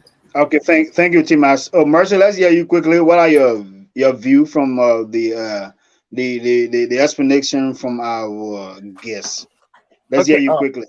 First of all, I want to say thanks to the Honorable for honoring our request. But something he said that made me disappointed a little bit in him when he said that he regret nurturing Akara's Gray. Akara Gray was his office boy, his aide, and he mistakenly brought this guy up. That's the same thing I tell Liberian people. Liberian people don't like each other. You are not going to stay in power every other time. You need to give spaces to other people. You nurturing somebody into politics doesn't mean the person cannot overtake you. Joseph Barker served Congo people as aides, and then he became vice president. Those Congo people saw him as vice president. So what's the big deal that Akara Gray was an office boy? He cannot be a representative. After all, Akara Gray took you from your seat, he sat in your seat, and he's going to sit in the seat again. So I was a little bit disappointed in him. when it comes to that one. And I again, said, don't outshine the master. Law number one, never outshine your master. the Remember what? that. Never outshine your master. Law number one. The Thank quality you. law. Please let them make her point. We gotta go. Yo, go ahead. Remember when you off Sorry. camera? Okay, They, so they I don't think they don't want me to talk here. no, Sorry. I Go mean, ahead, give man. her that protect her. She's entitled to her opinion. Go ahead. Liberians are not their brother's keeper. I was just kidding. What happened in the Senate? All those lawmakers, the senators, they were in the majority, but yet and still they voted Cabinet General out of office. That's the same hate we are talking about. And you think the opposition are going to win something this time around? If they are not together, I always track on togetherness on this platform. If we can be the majority in the House, look at the U.S. Senate. The majority push for it and they get it. And you went and brought your own man down and you talk about winning election against CDC. That watch the challenge, guys. Continue. Thank you. Catman, let's hear you. Catman. A green string. Catman. Are you there, Catman? Yes, sir. I'm here. So, are we doing our party statement, or are we doing? No, we just getting our view quickly. Right after that, we jump to our party statement. I'm done. I think you forgot, but I was. Okay, you done. Okay, let's hear you, Alfred. Sorry. Let's hear you, Alfred. Well, thank you so much. Again, I want to say thank you to Honorable Nuvia, Ambassador Nuvia, for taking up his time to honor our invitation. I think we want to say thank you so much for coming. This is the Diaspora Talk. This is the Liberian platform. You are wholeheartedly welcome anytime. Once you want to contribute to the conversation, the Diaspora Talk is here for everyone. There were some issues that the ambassador talked about that I think that we need to talk about it because it's very important when it comes to policy issue. He talked about school fees. I graduated from government school in Liberia. True, I never went to private school. I graduated from government school, and he acknowledged the fact that he himself graduated from government school, and he talked about school fees when he became a representative. There is a need for the issue of school fees to be addressed. But I would suggest to the ambassador that if he's telling himself to the Liberian people, he needs to bring out policies that will strengthen the MCSS. Because if we have our MCSS schools strengthened, the issue of school fees will come down. It will come down. But if you have our MCSS school is not being supported by the government, trust me, the private institution. In fact, what is happening in our country is that most of the people that run our education system, they have private schools. This is the problem. We don't have no policy in place when it comes to the issue of conflict of interest. You have the deputy minister of education. He has stars, and the government something that university. You have the minister who has he has a high school in a Broadway area. So when you see what's going on, there's no policy on the book to be able to deal with these people that are running our education system that they're not supposed to engage into profit making when they are heading our government institution. And I think I will call on the representative to add onto this one into his policy process to talk about how they can strengthen the laws on the book when it comes to the MCSS. He also talked about salary. I think it's a good thing that we should be able to address the issue of our people making too much money. Look at the country. You pay somebody $110. Then you have a senator that are making $15,000. I think that is thank you, Gabe. Yeah, thank you, Alfred. Thank you, Alfred. I think that's fair enough. So, gentlemen, with no time to waste, I'm sorry that we're already out of time. And one of the reasons that we went out of time today is because we had it so difficult to get our guests on, which are very important for this show today. We couldn't have discussed in the absence of our guests. So because of that, we have already run out of time. It's 12 midnight in South Korea, 18 minutes past 12 midnight. And we are already in Monday morning, the 10th of April, 2023. So to our audience there, we want to say sorry for not giving more time to be able to interact with the discussion. But on this note, gentlemen, we just want to take this time to get our parting comment from every one of us. Please, this time around, let's just take 30 seconds. It's important. And trust me, we have a lot of things to discuss. And we have a subsequent, conversation to have here with a specific topic about running mates. Why Joseph Human Braga is still delaying up the presence. Like we got information, he's right now in Bond County. He's on a tour. Running mates is still being delayed. And we're also hearing some other story that ANC people right now, they are requesting that this is what they're pushing right now, that Alexander Cummings should go advise Senate brother to Joseph Human Braga. And of course, we know that there have been a story that they all rejected over a period of time that Alexander Cummings need to be president for Liberia instead of vice president. So the story now is just keep adding up. So I just thought that we could, have this conversation at the conclusion of our discussion, but there's no time in our favor right now. So gentlemen, please let us get our parting comment, at least 30 seconds each. Then we call it a day. The rest of the discussion will be at our AAR. So on this note, let's start with our CDC sister. Go ahead, man. We give our CDC people the privilege on the platform. So which political party are you part of? No, the political party I'm part of is called Liberia. Okay, I am a Liberian guy, so I would like to tell the Liberian people. You see, politicians, I did criminal justice for 4 years and I earned a bachelor's and I can represent that degree in any capacity. Do not listen to those politicians that will come with sugar tongue. Usually, if they want power, they go for it and they use their tongue to allure you into something that you don't want. They will never make any rules or laws until they want power from you. Those people sit in the neighborhoods and see girls get abused, children being raped, innocent citizens being killed in the community. They said that because they are not in power, so it don't concern them. They don't do nothing about it. This is the time that Liberian people shine their eyes to politicians. And one thing I noticed, since Ellen got from in that place as president, Liberian eyes have opened a little bit when it comes to politics. Make sure you shine your eyes for this coming October 10th election.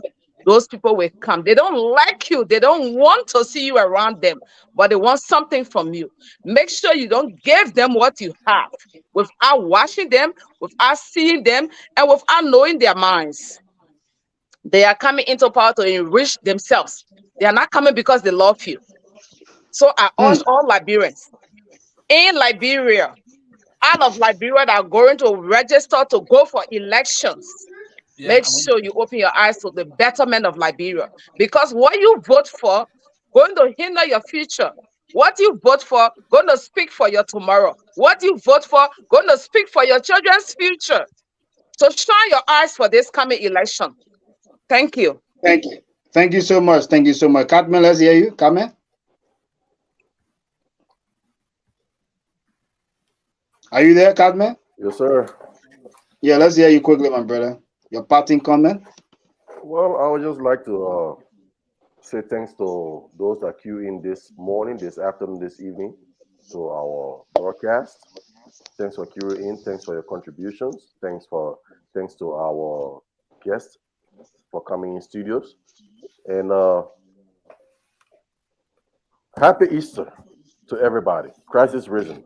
Happy Easter. And I ask you guys to go through your new week with the focus of God and be blessed. Thank you. Thank you, Cartman. Let's hear you, Fuller. What are your parting comments, my sister?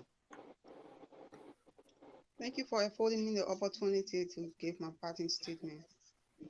I just want to say this electoral process is for us, Liberians, to vote right, to vote for good rules, to vote for a better education, to vote for stability of income, to vote for our livelihood, to vote for everything that we think should be right for us. So selling your vote should not be your option. We should wisely vote for the right choice. Not because John Brown is my friend, so I feel I should vote for John Brown. People will come, as Mercy rightly stated, people will come to deceive us with their lying tongues. At the end of the day, you go to their offices, you will not see them. So please vote for your conscience, vote for the right, vote for your country. Our nation should be first in this electoral process. Thank you all. Thank you so much. Let's hear you, Afra, and then Gibra. Then I'll conclude, and then there you have it. Let me say to our people in the opposition, if Joseph Newman Boakai Cummings ticket A Joseph Newman Boakai Kumistike is a one-time shot. Other than that, you people be providing an opportunity for the corruption that is going on to perpetuate itself for another 6 years. So I'm calling on the opposition leaders, Alexander Cummings and Joseph Yuma Boakai. Please do the right thing for the Liberian people. Since 2020, the ratings are on the wall. The Liberian people want you guys to come together. You all forget about all the political rigmarole that are going on with you, those that support you all that around you. You all do the right thing by coming together. There's no big deal that they say the tongue and the thing can make palaver, but the tongue and the thing can never separate. You guys are Liberians, and if you guys are saying that you support Liberia, think Liberia, build Liberia, love Liberia, I want you guys to come together. We are patiently waiting for the big announcement of a Joseph Yuma Boakai coming sticky. On the other hand, to our people that are going to vote, if you think that 6 years since 2017, your life is better, go and vote Jowia. But if you think your life is in a bad situation, vote wisely. Vote wisely. Don't vote the government into power because they have failed us massively. They have disappointed us, and it is time that we make the right decision. Come October 10th, please go and vote. For those of us that are in the diaspora that want to go back home, do it quickly as soon as possible because the registration period is coming to an end. Please make it quickly and go back home and register to vote. Thank you so much. Thank you. Gabriel, let's hear you.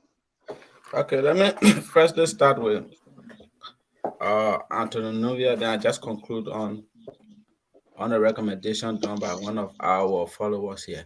And okay, so let me just say this. First, let me tell Antonio Novias thank you, and because I mean, as he stated, he was around 25 years when he stepped into the House of Representatives, and at that time, it is very, very much easy, very, very much easy to be, to be blindfolded by luxuries and to be corruptible. But I stand to be corrected. Since he left the house, I have never heard anything bad about him. There's no dark cloud hanging over his head.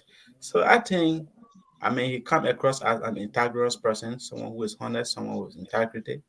And again, he come across as a likable person, someone who is relatable, someone who can easily relate to people. He can talk to anyone. So I wish him success in his endeavor. If he's the rightful choice, he come across as the right choice of the people. I wish him success in his endeavor. And also, let me conclude on this. One Cornelius David said it is time that every Liberian uh, in the diaspora to invest in the private sector. This is what I think will develop the communities and villages.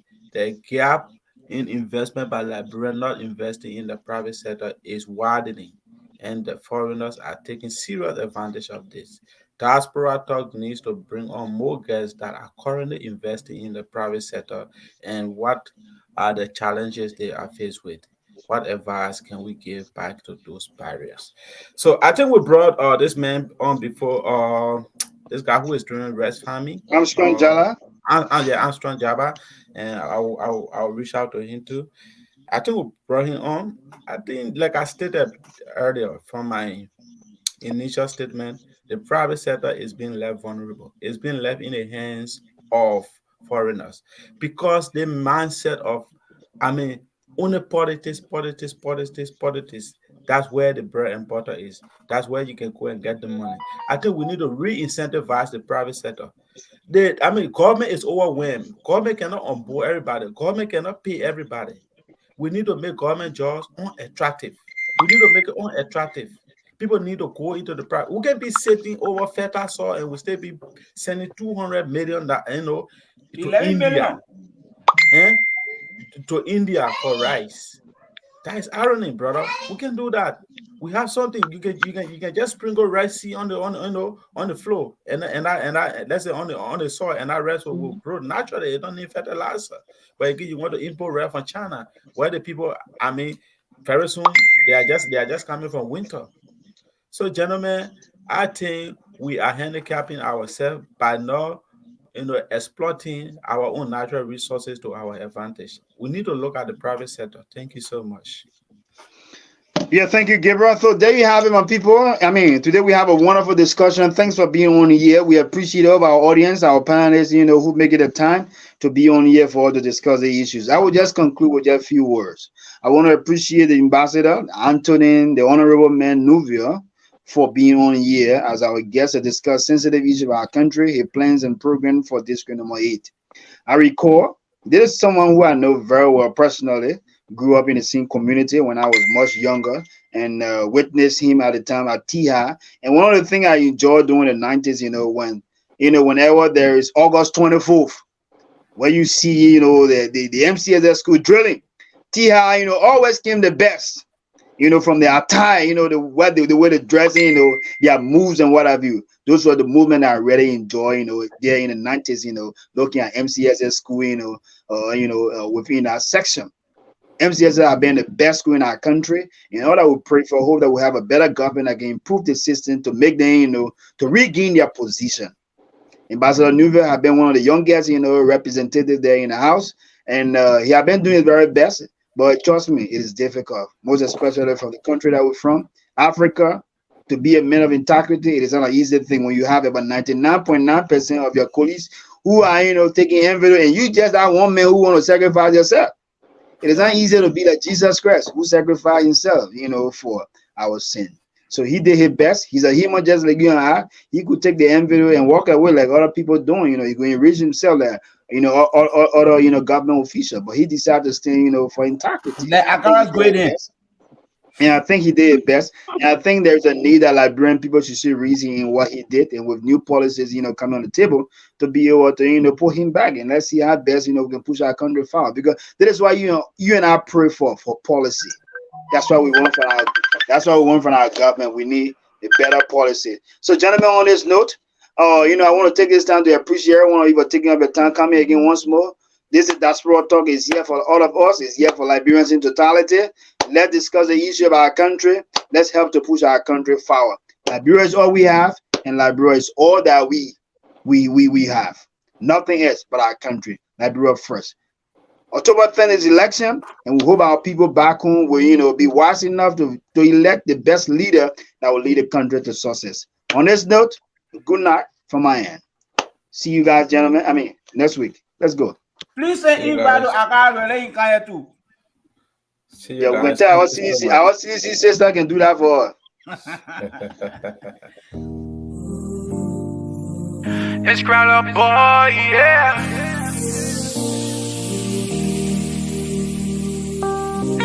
I too happy you came my way. Soon on day break like your face I wanna see. I just wanna be loving you. That's just how I wanna be. I will ride for you like Gange. No one wants you, you're not pamble. I love you, don't touch it. Oh, got me singing like morning, oh, morning, baby. I just wanna sing morning, oh, morning, baby. Got a song for you, yeah, yeah. Morning, oh, morning, baby. I'm in love with you. Morning, oh, morning, baby. When you smile, the whole world freeze. Oh, da, da, da. When you pose, no need to say cheese. Oh, no, no. Your beauty, that news, let them carry the cheese. Oh, yeah, oh, yeah. No competition, you take it with ease. Put that, you know, put that on my heart, oh. For nobody, wherever your spot, oh. Morning, oh, morning, baby. Morning, oh, morning, baby. Morning, oh, morning, baby. Morning.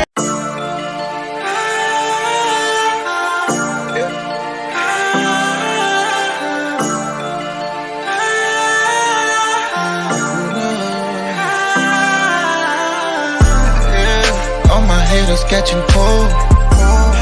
From head to toe, I'm in my zone. Where play you when I had no money? Like now you acting like you know me. Who you are, yeah, who you are, yeah. You know me, but I don't know who you are, yeah. Flexing on these bitches in my new designers, yeah. I know Benjamin Franklin, I don't know who you are, yeah. They been tryna hit a bullet, but this is my time, I own this Rolex. Switch it up, baby, tell me what you want, I got what you need, no, don't jack. Even though you are not there when I was writing text, yeah. I can ready put you on, I can show you what you want, yeah. Shawty want a threesome, I might do it for the fun, yeah. I can let her run around, get that pretty bitch her space. Cause anytime she come around, she knows it's a holiday. Yeah, I don't have to see an ID, I know who's my brother, I know who's my friend and me. I know all the undercover secret agent and I tryna kill my energy. Señorita, looking at pizza, you don't need a visa. Enter my world, Mona Lisa, tu te pawisa. We my bounce on naked. All my haters catching cold. From head to toe, I'm in my zone. Where play you when I had no money? Like now you acting like you know me. Who you are, yeah, who you are, yeah. You know me, but I don't know who you are, yeah. Flexing on these niggas in my new designers, yeah. I know Benjamin Franklin, I don't know who you are, yeah. Christian Dior, yeah. I don't know who